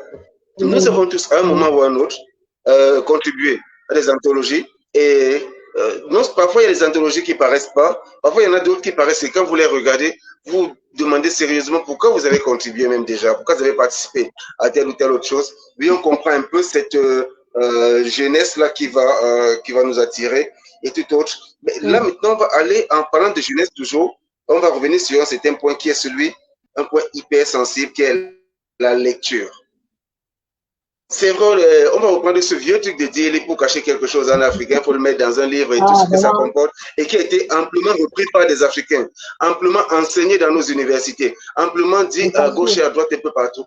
Mais est-ce que le problème de lecture n'est pas à la base de tous les problèmes? Est-ce que nos auteurs écrivent mal parce qu'ils n'ont pas lu? N'est-ce pas parce qu'ils n'ont pas lu qu'ils écrivent autant mal?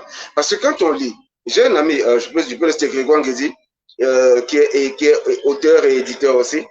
Grégoire Nguédi qui disait il est impossible que le cerveau produise quelque chose de faux alors qu'il a vu quelque chose de vrai quelque part. Donc, tu ne peux pas voir je suis avec S-U-I-S, tu écris je suis S-U-I-T.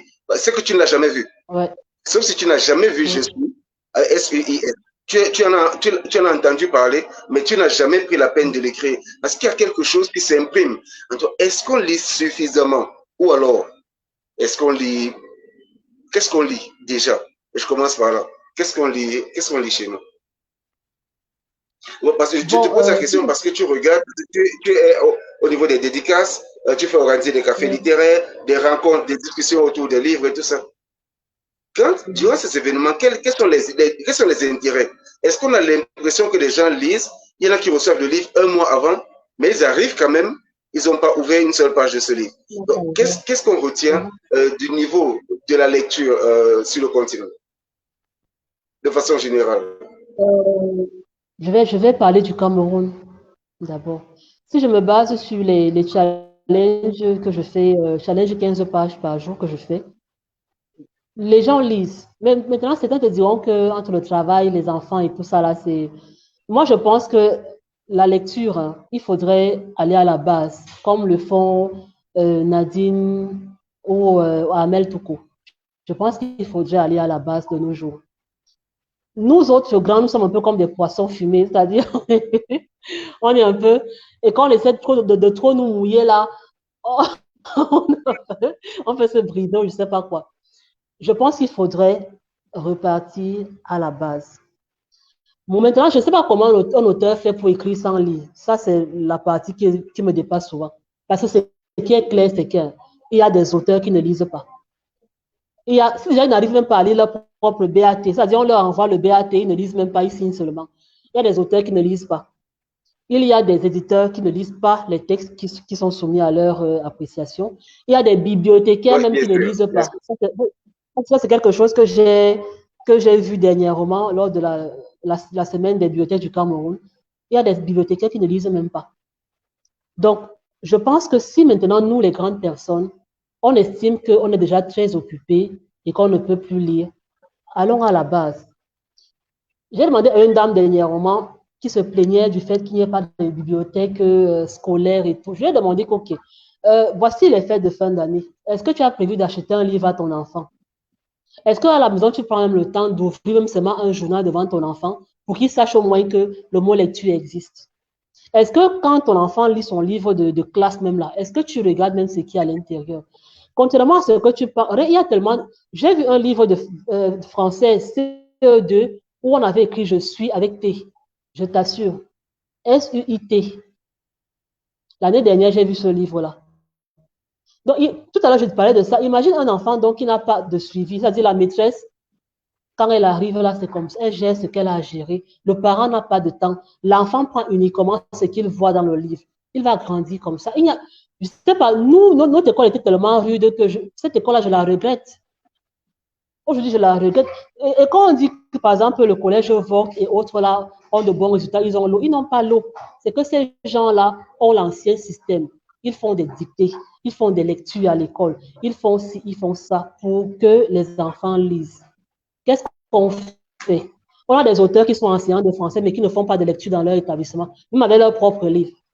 On a des parents qui estiment qu'acheter un livre, c'est trop. On a des bibliothécaires même qui sont juste assis là comme ça, les livres sont là, quelqu'un arrive, chacun se débrouille comme il peut. On va revenir sur le mot volonté. La lecture, c'est la volonté. Moi, parfois, je me dis que 24 heures sont insuffisantes dans ma vie de tous les jours. Mais je prends la peine quand même de lire parce qu'il faut que je suive le challenge de 15 pages par jour aussi. Même parfois à la boulangerie, j'ai mon livre là parce qu'il faut que je lise les 15 pages en question parce que je sais qu'à 20 heures, il faut que j'en discute avec les gens que je suis. C'est la volonté, tout ça. Vous pouvez être si les autres lisent, pourquoi ne lisent pas? Il y a des gens qui sont plus occupés qui lisent. Pourquoi ne lisent pas? On a tous 24 heures par jour. Mais une fois qu'on sait que c'est quelque chose de bien, on va le faire. Et si on sait que c'est bien, on va inculquer ça à nos enfants. Ça, c'est comme ça. Donc, on revient sur la volonté. Il faut qu'on veuille faire des choses. Il faut qu'on veuille lire. Il faut qu'on veuille que nos enfants lisent. Et il faut qu'on suive. Certains parents pensent que quand l'enfant va à l'école, c'est que c'est l'enseignant qui devient son parent. Non. L'enseignant donne ce qu'il a donné. Gérez votre enfant à la maison. Même s'il y a des bibliothèques scolaires, dans toutes les écoles, si vous ne montrez pas à votre enfant que la lecture est bien, ces bibliothèques scolaires-là vont rester là, ils vont chômer. Ça, c'est clair comme ça. Maintenant, ne faisons pas comme si la lecture, c'est quelque chose de... Même à notre époque, il y a des gens qui ne lisaient pas, mais qui aujourd'hui n'écrivent pas des choses bizarres. Parce qu'il y avait un suivi. Il y avait ce suivi-là. Donc, beaucoup de gens, entre-temps, ont démissionné. Je pense qu'il y a ça aussi. Il y a trop de démissions. A dit que les parents, d'accord, la vie est dure. Moi, je sais que la vie est dure. La tomate est chère, comme quelqu'un dit souvent. La vie est dure. Mais la volonté, c'est-à-dire que même 1 heure par jour, prenez 1 heure par jour, montrez à votre enfant que la lecture est bien. 1 heure par jour, lisez. 1 heure par jour, éditeur, pardon. Lorsqu'on vous donne un manuscrit, lisez-le au moins. Vous voyez quelqu'un, le livre paraît chez lui et il est étonné. Lorsque le livre paraît, il est étonné. Il se dit que hey, ça parlait de ça. J'ai l'impression qu'on a perdu. Donc, vous voyez un éditeur qui, en pleine dédicace, pose les questions même plus que les participants. Donc, il est étonné de ce qu'il lit dans le livre en question. Est-ce que c'est normal? Non, je pense qu'il y a un problème de volonté dans tout ça. Oui, c'est bon, tu es là? Oui, oui, ça va, je suis revenu. C'est que le réseau a choisi C'est ton bon, jour. tu es revenu? Oui, oui, ça va, je suis là. Je ne t'entends pas. Je ne t'entends pas. Ok, une seconde, une seconde.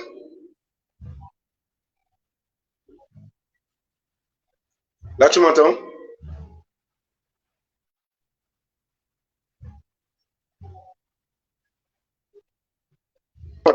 C'est pourquoi je n'ai pas de questions. Posez les questions, non? C'est la fin d'année. Est-ce que tu m'entends? Ouais, si tu m'entends, je ne t'entends pas.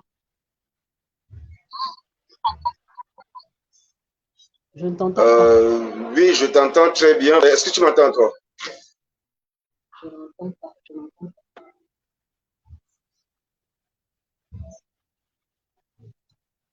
Tu m'entends?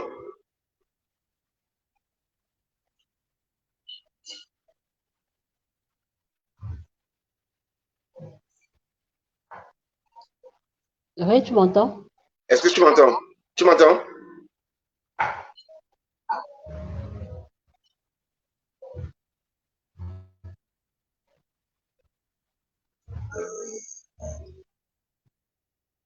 Vous êtes en ligne, posez Est-ce les que tu questions, m'entends? s'il vous plaît, si vous m'entendez. Ray, je ne t'entends toujours pas. Je ne t'entends pas, Ray. Je ne t'entends pas. Là, tu m'entends? Là, tu m'entends? Je n'entends pas. Je n'entends pas. Je n'entends pas. Euh, bon, en fait, c'est que moi, je t'entends très bien, je comprends pas. Je n'entends pas. Je n'entends pas. Ok. Ok, là, c'est bon. Là, tu m'entends? Oui, là, je t'entends, c'est bon. Ok, c'est parfait. Donc, je voulais que tu abordes un sujet qui est considéré un peu comme le marché du livre, la grande attente de l'auteur, le grand espoir de l'éditeur, c'est la dédicace. C'était envers notre quatrième point de question, les dédicaces. Pourquoi organise-t-on une dédicace un jour, une semaine après la sortie du livre? Qu'est-ce qui est attendu des dédicaces déjà? Ray, tu veux comme me lynche. Mon rôle, c'est de t'embarrasser. C'est quoi? J'ai préparé 26 points pour toi.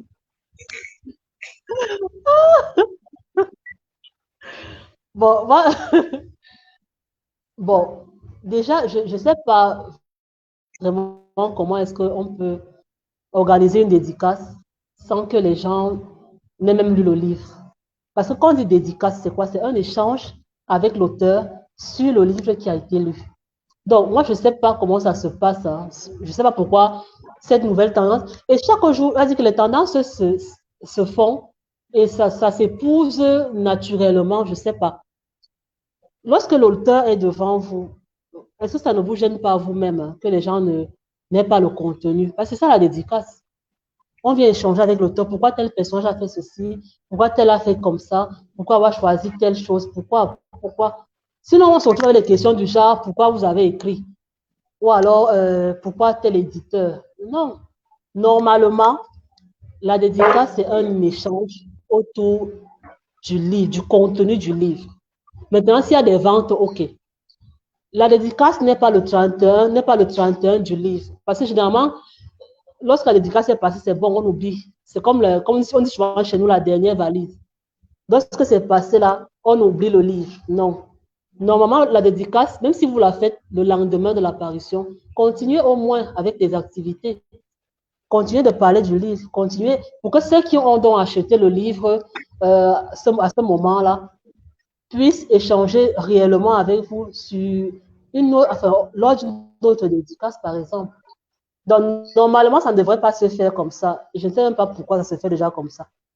Quand on a des livres, et de plus en plus, c'est ça. Rares sont les livres déjà lus et qui sont soumis à une dédicace. Rares.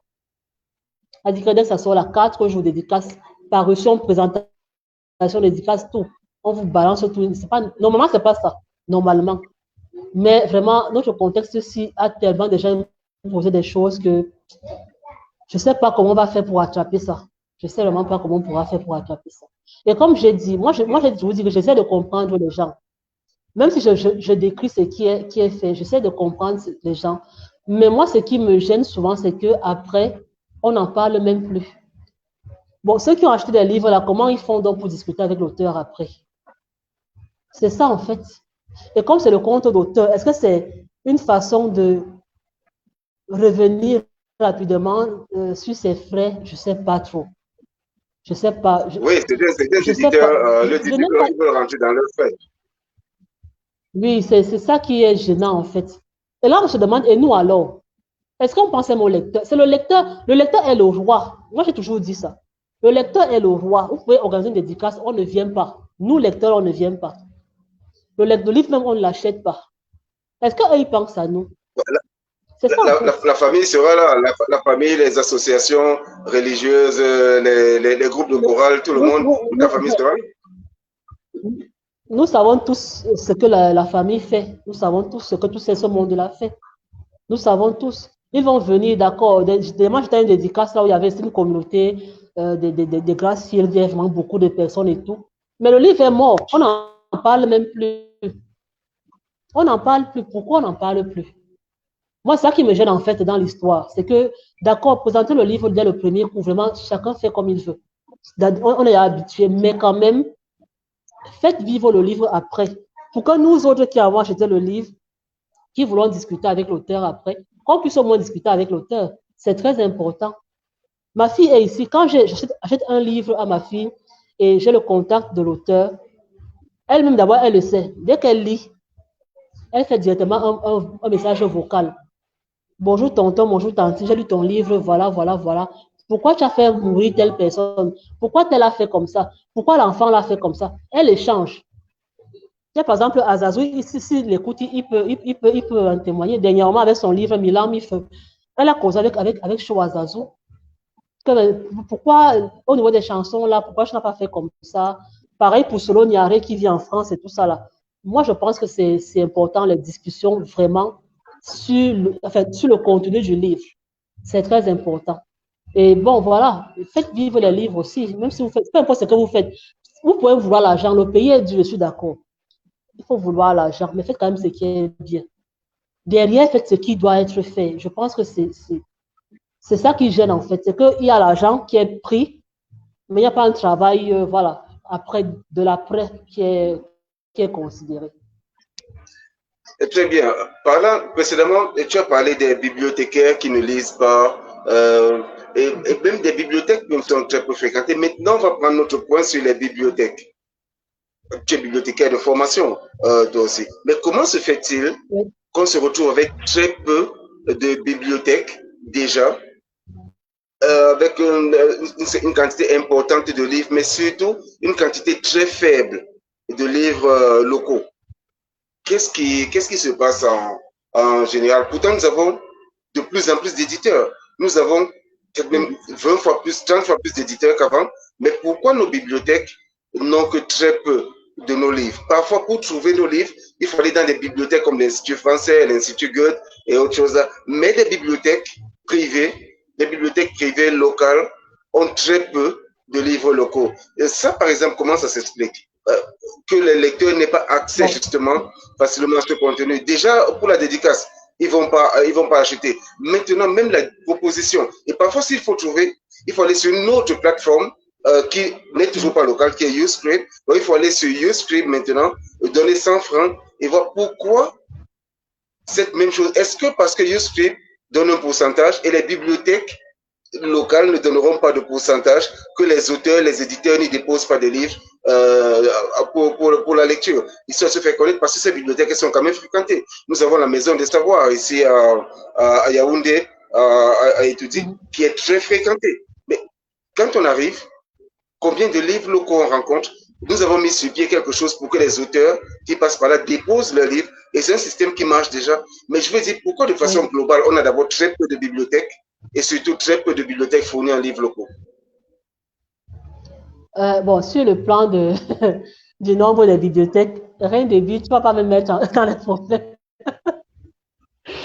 J'aurais aimé que peut-être le directeur du livre soit là pour qu'il nous donne la réponse même en commentaire. Ça, je ne veux pas répondre à cette question, sincèrement. Maintenant, pourquoi les livres locaux? Je pense qu'il y a des points. Le premier point, c'est le fait que très peu de bibliothèques aient des moyens d'acquisition de ces livres-là. Même si normalement, le système prévoit C'est ce que je sais, sauf que ça a changé entre-temps. Le système prévoit que les livres locaux soient déposés au moins dans les bibliothèques publiques, là, c'est-à-dire la centrale de lecture, la bibliothèque, machin. Normalement, c'est ce qui doit être fait. Maintenant, les bibliothèques privées, bon, ça va de soi que parfois, il n'y a pas d'argent pour acheter des livres. Parfois, les auteurs ne savent pas aussi qu'ils peuvent déposer leurs livres en lecture libre. Et aussi, plusieurs ont peur, enfin, je parle de ce que, voilà, des échanges que j'ai avec les auteurs. Hein. Plusieurs ont peur que s'ils disent que le livre est en lecture libre quelque part, que le livre ne soit plus acheté après. Ce sont les trois raisons que je peux énoncer ici, après mes discussions avec les acteurs du livre camerounais. Maintenant, pour avoir les livres locaux, on a par exemple le CLAC qui a acheté plein de livres cette année, par exemple. Il y a tout un rayon de livres locaux, plein de livres, que ce soit africains, camerounais. Il y a tout un grand rayon de ces livres-là. Il y en a, les gens peuvent se rendre à Nimboman, au CLAC, pour pouvoir lire ces livres-là. Donc, je pense que c'est ça. Il y a ceux qui ne savent pas qu'ils peuvent déposer, il y a ceux qui ont peur de déposer, de peur que le livre ne s'achète plus après. Il y a ceux qui n'ont pas d'argent, il y a pour acheter. Et il y a, bon, le ministère, je ne veux pas parler des choses du ministère. J'espère qu'un jour, les gens du ministère pourront nous dire aussi pourquoi il n'y a pas assez de bibliothèques. Voilà. Mais même s'il y a des bibliothèques, est-ce que nous allons nous inscrire dans ces bibliothèques-là? Est-ce que nous irons lire? Parce qu'il y a ça aussi. Hein. Les gens ne savent pas que parfois, il faut faire des choses. Je vous assure, si par exemple, une bibliothèque, par exemple, celle de Douala 2e, qui est bien achalandée et tout, si elle est saturée tous les jours, mais chaque samedi seulement, ça va mettre la puce à l'oreille hein, aux autres mairies là. Parfois, les gens ne savent pas qu'il faut faire des choses pour pouvoir soulever un peu les consciences. Je me souviens, lorsque nous étions à l'ESTIC, l'année où je terminais, on parlait de fermer la filière information documentaire parce qu'on estimait que ça ne sert à rien. On a dû prouver, à l'époque, c'était le docteur Olembe, qui est aujourd'hui chef directeur des archives nationales, qui nous avait dit qu'on va prouver à l'ESTIC que la filière fonctionne. On a mis en pied deux grandes bibliothèques du directeur avec base de données et tout. On a imprimé un catalogue et tout. Depuis ce jour-là, notre filière est dans toutes les bouches. Donc, je me dis que peut-être qu'il y a l'ignorance aussi. Il y a des gens qui ne savent pas que voilà, il faut mener des actions parfois pour booster aussi les gens. Maintenant, il y a une bibliothèque qui est là. Les gens n'y vont même pas. C'est même gratuit parfois. Les gens n'y vont pas. On fait comment alors? Il y a le CLAC, par exemple, avec son bibliobus qui va de quartier en quartier. On ne voit pas une grande affluence parfois. Pourquoi les gens ne vont? Imaginez un peu que le bibliobus s'arrête quelque part et puis on voit des gens, il y a attroupement et tout. Et quand on vient, on se dit que c'est pour le livre que les gens sont là. Ça peut soulever des consciences. Mais quand on reste chez nous tout le temps, on veut les PDF. Dès qu'un livre sort, je veux le PDF. Comment on va faire évoluer les choses alors? Sortons aussi, allons dans ces lieux-là pour montrer que les bibliothèques sont importantes. C'est ça. Très bien. Maintenant, nous allons virer un peu vers un genre qui commence à faire parler de lui. Et ça, c'est notre P, le polar. Et justement, étant donné que j'ai vu Marie-Françoise Ibovi dans la liste des messages, et je dis le polar commence à être un peu plus écrit. Nous avons une maison d'édition comme Tila Africa qui est là. Nous avons pas mal d'auteurs déjà. Elle-même, Irène Loïs Noira, nous avons Eve Karen, nous avons Marie-Françoise Ibovi et beaucoup d'autres auteurs qui sont en pleine montée. Il y a par exemple, oui, justement, ils sont nombreux.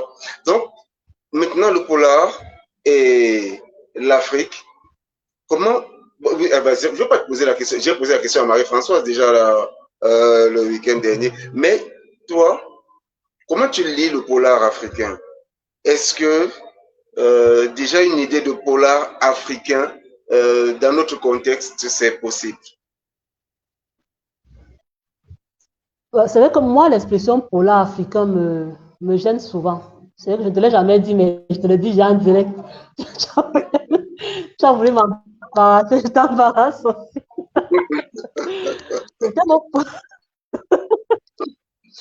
Le terme polar africain, je ne l'aime pas beaucoup. Moi, je pense qu'il y a du polar. Maintenant, l'environnement peut changer. C'est un peu comme on peut dire le polar russe. Le polar suisse, non, moi, je préfère qu'on dise polar. Parce que quand on lit, par exemple, Brigade 14, l'affaire Katikin, sincèrement, en parlant de Loïs Irène Noir, franchement, ça, c'est une personne qu'on devrait fouetter avec l'arbre de la paix. Parce que cette personne a cette chose-là, surtout le polar. Je vous assure, vous lisez un livre, vous ne le déposez qu'à la dernière page.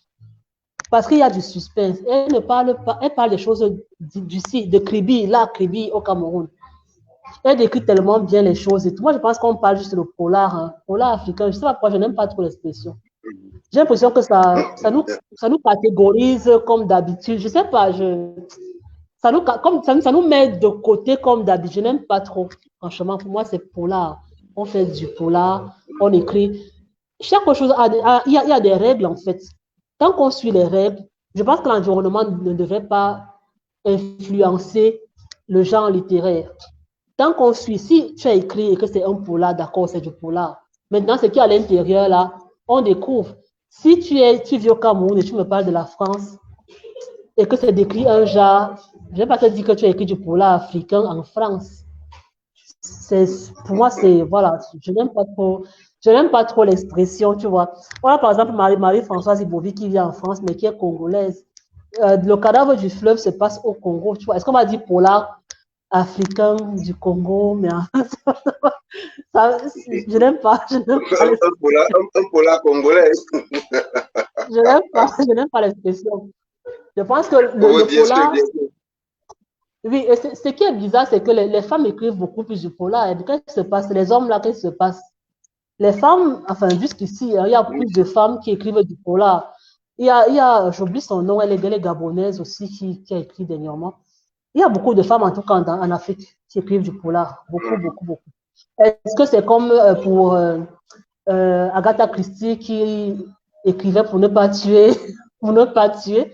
Est-ce que nous accumulons beaucoup de choses et nous écrivons pour ne pas commettre de meurtre? Je ne sais pas trop.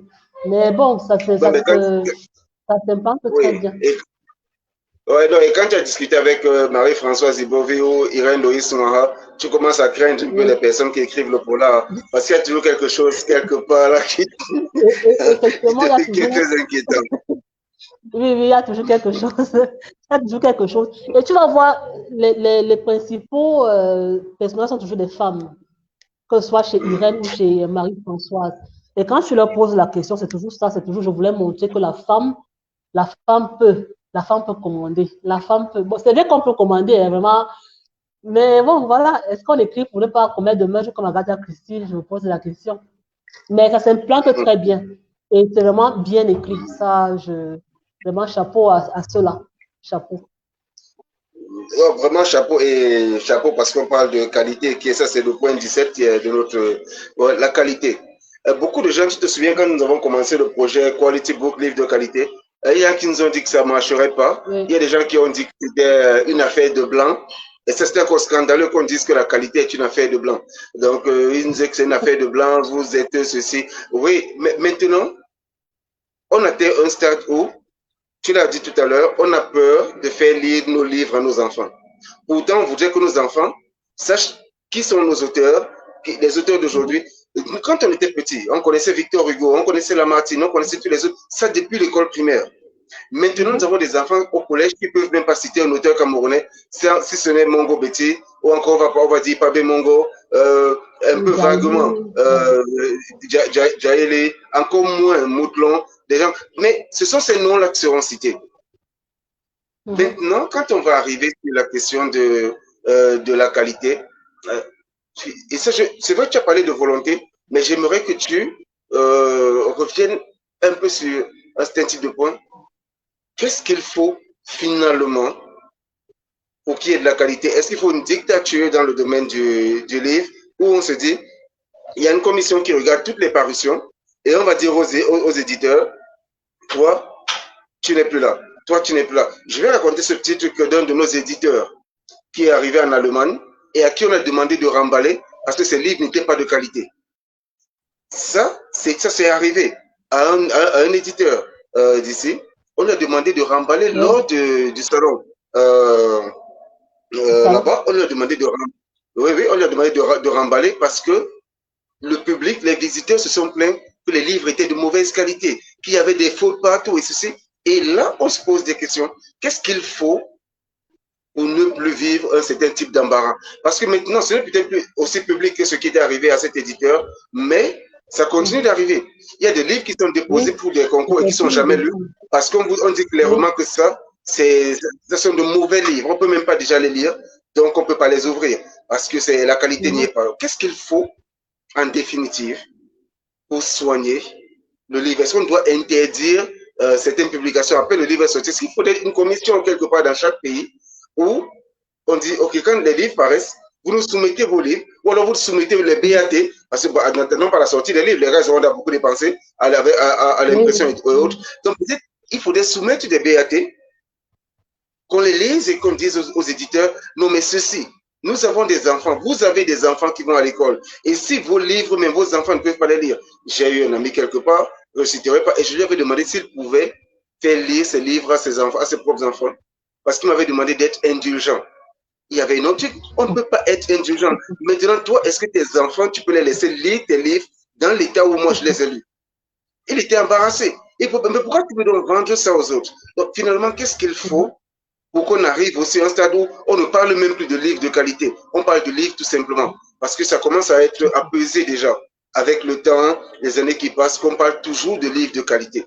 Est-ce qu'on peut, est-ce qu'il y a un espoir qu'on parle simplement de livres? Il y a un espoir, oui. Ça, je le dis sans hésiter, il y a un espoir.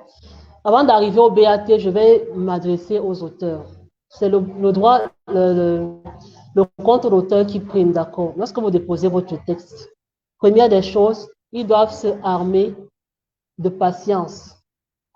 Vu que les textes ne sont jamais refusés, donc, une fois que le texte est accepté, lorsque vous versez votre argent, vous devez normalement exiger de recevoir votre tapisserie avec les marques de relecture de ce comité de relecture-là.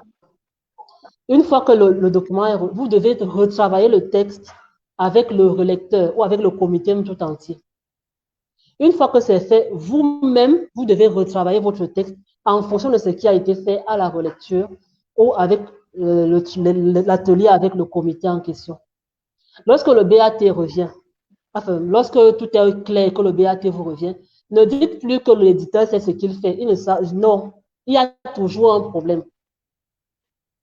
Lisez votre BAT du début à la fin. Maintenant, arrivé au BAT, vu qu'on ne peut plus faire, on ne peut pas entièrement faire confiance à l'auteur qui, mine de rien, écrit, donne ce qu'il a, et ni à l'éditeur qui donne aussi ce qu'il a, on va dire comme ça. Il faut effectivement qu'il y ait une commission. Il faut qu'il y ait cette commission-là. Ça, c'est important. Même si la commission ne vient pas du ministère directement, qu'on prenne même des gens qui ont quand même une certaine jugeote en fait pour les livres, qui vont regarder ces BAT-là et dire que, OK, ça peut, ça ne peut pas. Je pense qu'il faut, pas forcément la dictature, parce que mine de rien, c'est l'argent des gens, mais il faut qu'il y ait de la rigueur, en fait. Lorsqu'un livre paraît, est-ce que le dépôt légal est fait? Ça, c'est un truc aussi même. Est-ce que tout le monde fait le dépôt légal? S'il y a les ISBN d'abord, sont un genre. Si tu tapes un ISBN, tu ne retrouves pas le livre, pas de référencement nulle part. Si le livre n'est pas parlé sur Uscript, tu ne verras ça nulle part. Est-ce qu'il y a le dépôt légal? Lorsque le dépôt légal est fait, est-ce qu'il y a un surveille ce qui est fait là? Parce que même si on ne regarde pas les BAT, une fois que le dépôt légal est fait, je vous assure que si le dépôt légal est fait et qu'on dise que ce livre ne peut pas paraître, je suis sûr que même si ça va faire du bruit et tout, mais les gens vont essayer de changer un peu. Les gens vont essayer de faire des choses de qualité pour que l'argent dépensé là, que ce ne soit plus le cas. C'est comme je pense que c'est ça. Est-ce que le dépôt légal est fait à chaque parution de livre? Est-ce qu'il y a une commission qui suivait les éditeurs pour voir leur catalogue, pour voir si telle parution est bien passée par le ministère ou je ne sais pas quoi? Est-ce que lorsqu'on fait le dépôt, est-ce qu'on regarde même ce qui est déposé? Je pense que c'est ça. Elle dit que le BAT, ce sera même trop souple. Quand on fasse le dépôt légal et qu'au dépôt légal, on interdit la sortie du livre là, je vous assure, ça fait tellement mal à l'éditeur, à l'auteur et autres là, que les autres là vont essayer de faire vont essayer de faire les choses un peu correctement. Il faut de la rigueur. Il faut de la rigueur. C'est très important, il faut de la rigueur. Vous avez le texte d'un aîné qui a professeur, mais vous voyez, c'est seulement par respect, parce qu'on les respecte. Tu lui dis que vraiment, grand prof, ici, là, c'est un genre. Mais le livre paraît quand même. Ces gens-là achètent, mais ne lui disent pas même pas en bac que ton livre, là, c'est comment comme ça. Il faut de la rigueur. Il faut de, comment dire ça? Il faut être vrai avec les gens. Il faut être vrai. Les waouh, on est là comme des ambulances sur Facebook tous les jours. Waouh, c'est bien. Waouh, waouh, waouh. Personne ne va dire à l'auteur que ce que tu fais là, c'est mauvais. Des ambulances. Excusez-moi, c'est comme ça que je suis. On ne leur dit pas. On ne leur dit pas que ce que tu fais là, est-ce que c'est bien ce que tu as fait? Tu te souviens, on a été à un café littéraire avec un auteur, nous étions juste deux. Nous sommes, disons, quatre, le modérateur, l'auteur et toi et moi. Pourtant, sur Facebook, là, tout le monde était en mode waouh. Et les gars, c'est parce qu'ils ont vu que c'était ce qu'ils écrivaient était un genre qui ne sont pas venus au café littéraire. Mais pourquoi ne pas dire à la personne directement que mon frère, ce que tu as écrit là, c'est pas bon? Il faut qu'on soit vrai aussi. On va dire un excellent auteur, une plume de ceci, une excellente plume. Et pourtant, on sait intérieurement que, gars, l'affaire là, c'est un genre. Je pense qu'il faut être vrai aussi, il y a tout ça qui compte. Il faut de la rigueur, que ce soit au ministère, à nous-mêmes, il faut de la rigueur. À l'époque, je faisais souvent des notes de lecture très, très dures. On en parlait hier. Je fais des notes de lecture vraiment très, très dures. À un moment donné, je me suis dit que vraiment, la paix est bien. Vraiment, la paix est bien. Parce qu'en faisant ces notes-là, quand même, vu que les gens lisaient, ça mettait quand même un frein à certaines choses. Mais bon, je l'ai fait plus parce que, bon, voilà. Je peux faire maintenant faire des notes où je vais emballer un peu les choses et tout, mais il faut de la rigueur. Il faut de la rigueur. Est-ce que tous les livres sont soumis au dépôt légal? Ça, c'est la première question. Au dépôt légal, là, quand c'est soumis, regardez les livres là. Si c'est un genre, dites que ça ne paraît pas. Ça va tellement faire mal. Et moi, je serais contente. Parce que ça va changer beaucoup de choses. Bien, maintenant, je vais sortir un peu de ma ligne de questions. Et là, je vais juste te donner quelques noms. Et on va voir un peu ce qui se passe. Agnès Ndazoa. Qui m'a envoyé? Agnès, d'accord. Je dis quelques noms. Agnès Ndazoa, Amel Touko, Daniel Yango, Nadine Mekogom. Je vais prendre qui? Toujours pour le coup, je vais prendre Ernest, je vais prendre Emleboum, je vais prendre Jairi, je vais prendre. C'est la question que je suis. Et même quand on organise des rencontres littéraires, on organise des ateliers, il y a toujours plus de femmes que d'hommes. Et quand on arrive sur le terrain, sur la question de qualité, les femmes, on les place toujours bien en avant et les hommes, ils vont suivre. Quand on regarde les distinctions qui arrivent, quand on regarde ce par quoi, par exemple, sont passées des personnes comme Amel Touko, Nadine Mekouboum, quand on voit, par exemple, le travail seul que Daniel Yango a pris pour son roman Quand les racines chantent, c'est au moins 2 ans, nous, quand nous sommes arrivés, c'est au moins 2 ans de travail de ce manuscrit qu'elle a travaillé pendant et le travail a commencé bien avant nous. Le travail a commencé bien avant, elle a dû le refaire, elle a dû encore prendre des années. Donc on peut dire que c'est un texte qui a au moins 3 ans avant d'être célébré comme il a été célébré en 2023. Alors, d'où vient, quel est le... Je vais te prendre toi-même déjà, Pauline Ogon, avec toutes les distinctions que tu as eues, avec tout le travail que tu fais. Donc, étant donné que tu fais partie de ces femmes, de ces personnes qui boostent la littérature camerounaise, africaine, qu'est-ce qu'il y a chez la femme qu'il n'y a pas chez l'homme? Sur ce plan, hein, sur cette activité en littérature. Oui, la femme a honte de nature. Elle a honte d'abord de nature. Ce qui fait que lorsqu'elle décide de monter quelque chose à la face du monde, elle fait l'effort, vraiment que ce soit au moins à 90% bon. Elle a d'abord honte. Et les femmes que j'ai rencontrées, par exemple, lorsqu'elles sont tombées sur des éditeurs pas très corrects, elles n'ont plus le courage la majorité n'a plus le courage de présenter le livre aux gens. Généralement, elles le refont travailler même pour que ce soit vraiment mieux que ce qui a été fait. Donc, la femme a ce truc-là. Elle veut apporter quelque chose qui est bien. Je vais prendre le cas de Nuance, par exemple, de notre amie Mariette. Tu vois, elle prend son temps. Lorsqu'un texte arrive, même si elle fait 6 mois à le travailler avec l'auteur, elle prend son temps parce qu'elle veut proposer quelque chose qui est bien. Tout à l'heure, tu as parlé de Daniel Eyango, c'est la même chose. Il faut montrer genre ce qui est bien. Quand tu vas parler, tu vas voir GVG, Ange Bélé avec la diffusion. Tu vas voir Diane Christelle Lo avec Hamilton, tu vas voir Éclosion. Agnès Ndazoua. Voilà, tu vois, Agnès Ndazoua avec le prix Les Afriques et Éclosion en général même. C'est qu'on veut montrer quelque chose qui est, tout comme on se coiffe là. C'est vrai que moi, je n'aime pas le nyanga, mais généralement, les femmes aiment le nyanga. Tout comme on se coiffe bien, bien, bien. C'est comme ça que en littérature, quand on veut montrer quelque chose aux yeux du monde, on fait l'effort vraiment que ce soit quelque chose de très beau. C'est ça que la femme a en fait. La femme ne s'en fout pas. La femme veut vraiment faire quelque chose de bien. Et même dans les ateliers qu'on mène, généralement, il y a plus de femmes. Que ce soit les échanges, les ateliers et tout, il y a toujours plus de femmes. Même en termes de communication, la com littéraire que Acolyte fait, sur 10 personnes, il y a au moins 9 femmes. La femme veut vraiment faire ce qui est bien. Elle se donne les moyens techniques et même financiers pour pouvoir apporter quelque chose de bien à la littérature. Ça, c'est le point fort que nous avons, nous, les femmes, en littérature. Très bien. Et parlant justement de Acolyte, on parle de communication littéraire. Et la communication littéraire, tu l'as étendue. Elle a quitté le Cameroun pour rejoindre, depuis 2020 déjà, elle a quitté le Cameroun pour rejoindre les autres pays d'Afrique, pour rejoindre même déjà les autres continents. Alors déjà, comment c'était venu cette idée de communication littéraire? Tu es parti de quel constat pour arriver à ce stade?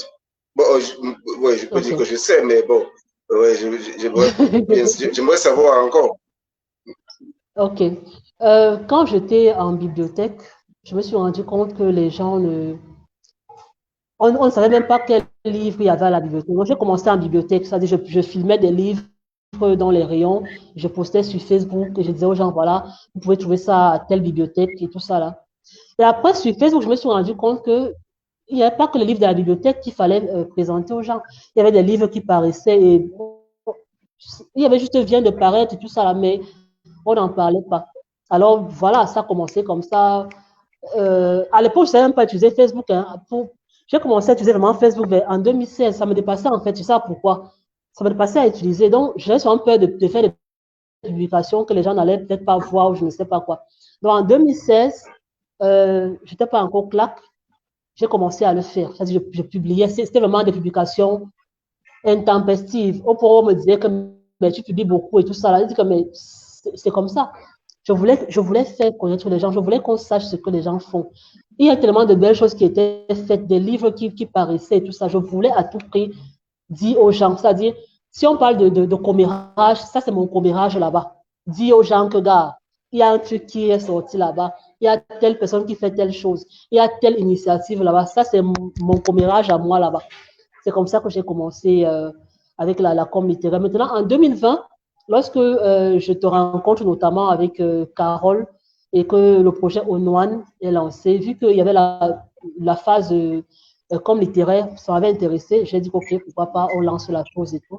Heureusement, l'adhésion a été bonne parce que mine de rien, c'est toujours bien d'être dans un groupe. Parce que quand tu fais les choses seul, tu seras suivi, c'est vrai, mais quand tu es dans un groupe quand même, je sais pas, il y a une portée différente en fait.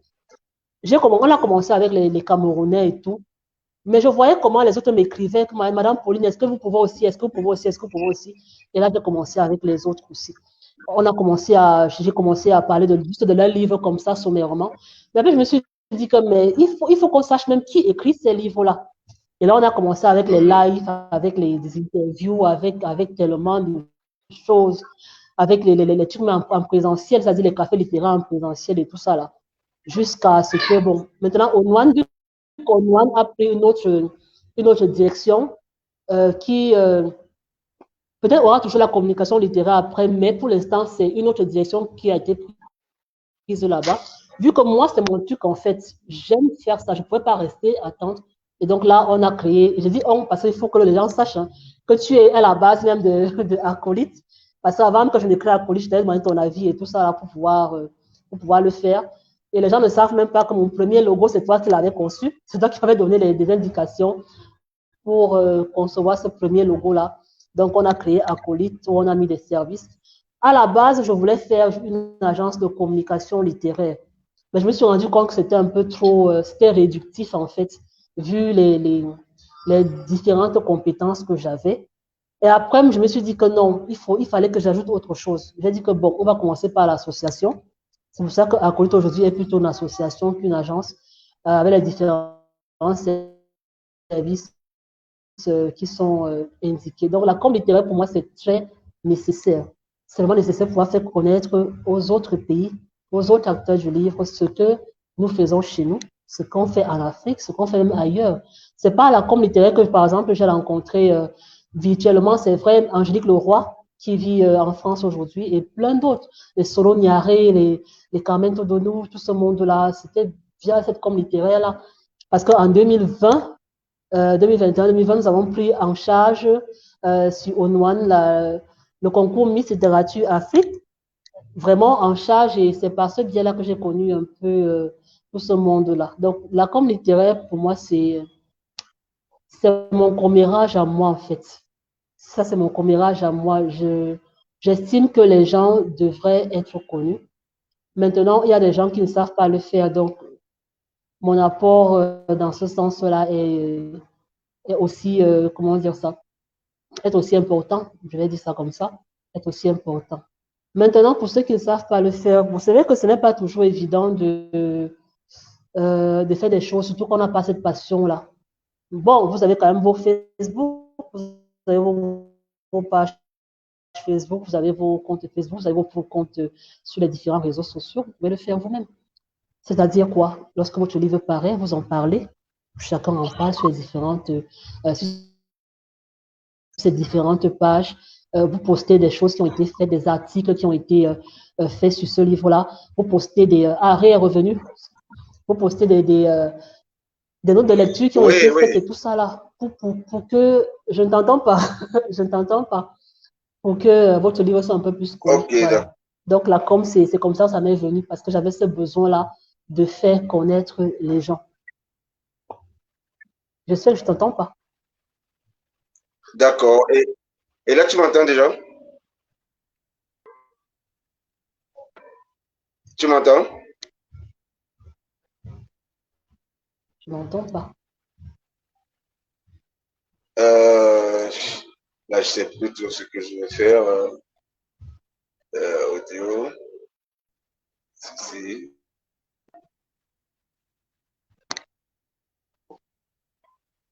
Tu m'entends?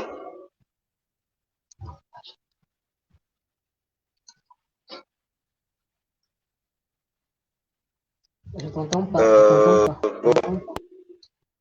est-ce que tu m'entends? Là, tu m'entends?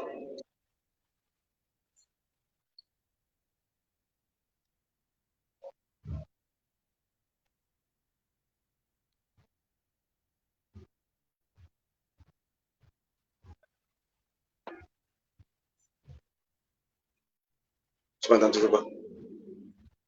Là, c'est bon, je t'entends. Là, c'est bon. C'est OK? Ouais, c'est bon, ça va. Ah, OK, c'est parfait. Donc, voilà, je crois qu'on a pris l'essentiel et là, il restait 6 points. Je crois il restait 7 points. Tu as répondu, tu les as inclus dans tes réponses déjà. OK.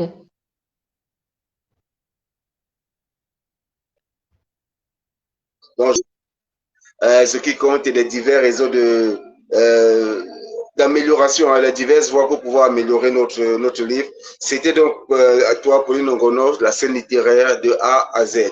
Donc voilà, c'est ça qui était question. Pour les personnes qui trouvaient que c'était très vaste, la scène littéraire, il fallait faire ceci. Bon, oui, mais tout tient toujours dans un petit bloc. Et il faut faire preuve de beaucoup d'imagination, de beaucoup de créativité, parce que c'est ce qui porte la littérature, en fait, et qui l'a fait. Ouais.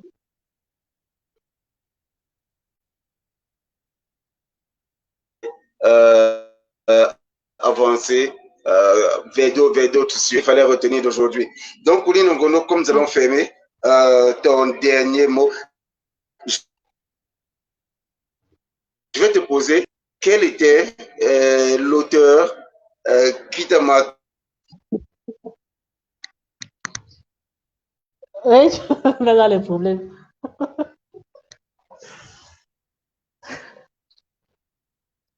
Quel positif est ça pour toi? Oui, pour toi.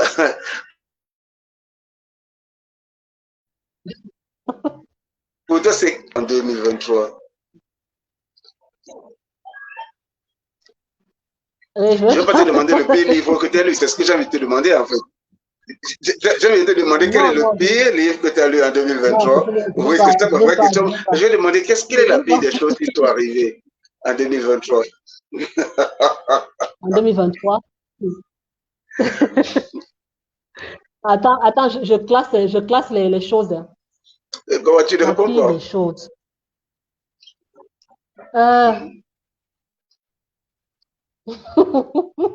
Voilà.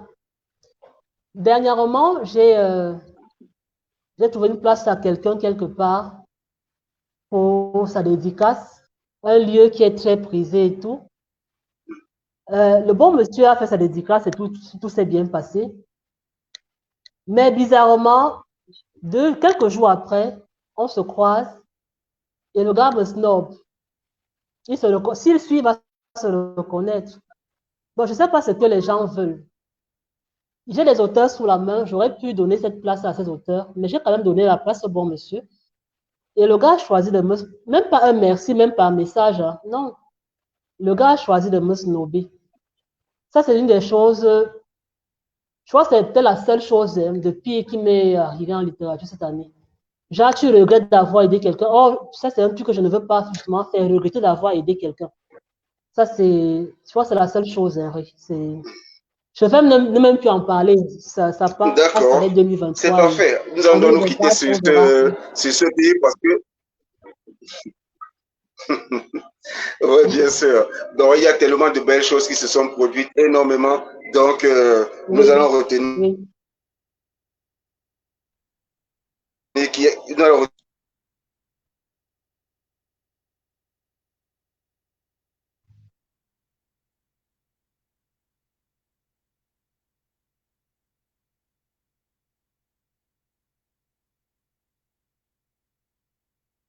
apparemment, Ray nous a encore laissé. Bon, vu que c'était le dernier mot, je vais conclure, hein, vu que là c'est bloqué. Je vais juste dire merci à toutes les personnes qui ont suivi ce direct. Je vais dire merci à toutes les personnes qui suivent Acolyte. Merci infiniment d'être avec nous à chaque fois que nous avons besoin de vous. Tout à l'heure, ça s'est coupé, donc j'ai commencé avec le dernier mot. Hein. Donc, je dis merci à toutes les personnes qui ont suivi. C'était le mot de fin, justement. D'accord. Merci à tous les acolytes. Merci à ceux qui ne m'ont jamais dit non. Merci à ceux qui m'ont même dit non, parce que lorsque vous me dites non, ça me booste encore à bosser. Acolyte va en congé aujourd'hui.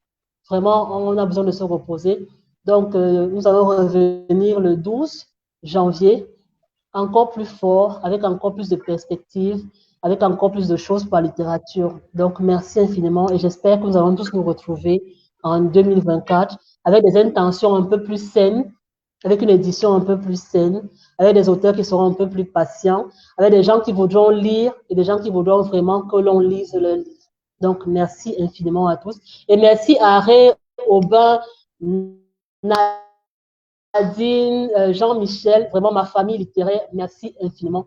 Merci. Sans oublier Aristide Ayolo, Aristide, Christian Williams Kakwa. Vraiment, la littérature m'a donné plein de choses. Quand je dis que lire des livres, ce n'est pas pour rien. C'est parce qu'effectivement, moi, le livre me délivre de beaucoup de choses. Je ne veux juste pas m'étendre parfois sur ces choses-là, mais je vous assure, le livre m'aide à vivre en fait. Pas seulement vivre financièrement, parce que je ne suis même pas encore au de livre, mais vivre en moi vraiment. Ouais. D'accord, lire des livres, et voilà. On va se quitter sur cette note que tout le monde connaît déjà. C'était Pauline Ngono, directrice présidente de Acolyte et Reine de Ghost. On vous salue et meilleurs vœux à tout le monde. Vous passez une excellente transition. On se retrouve en 2024. Ouais, 2024 pour de plus grandes aventures. Donc, ceux qui veulent vraiment travailler avec Acolyte, que les gens se précisent à partir de ce moment parce que l'année n'a pas commencé, qu'elle est déjà saturée. Donc, il y a énormément de travaux en cours déjà, mais voilà, tout est ouvert. C'est à chacun de voir. Il y a toujours de la place pour la littérature dans nos vies. À très bientôt et que la littérature soit. Lire des livres, des livres. Des livres.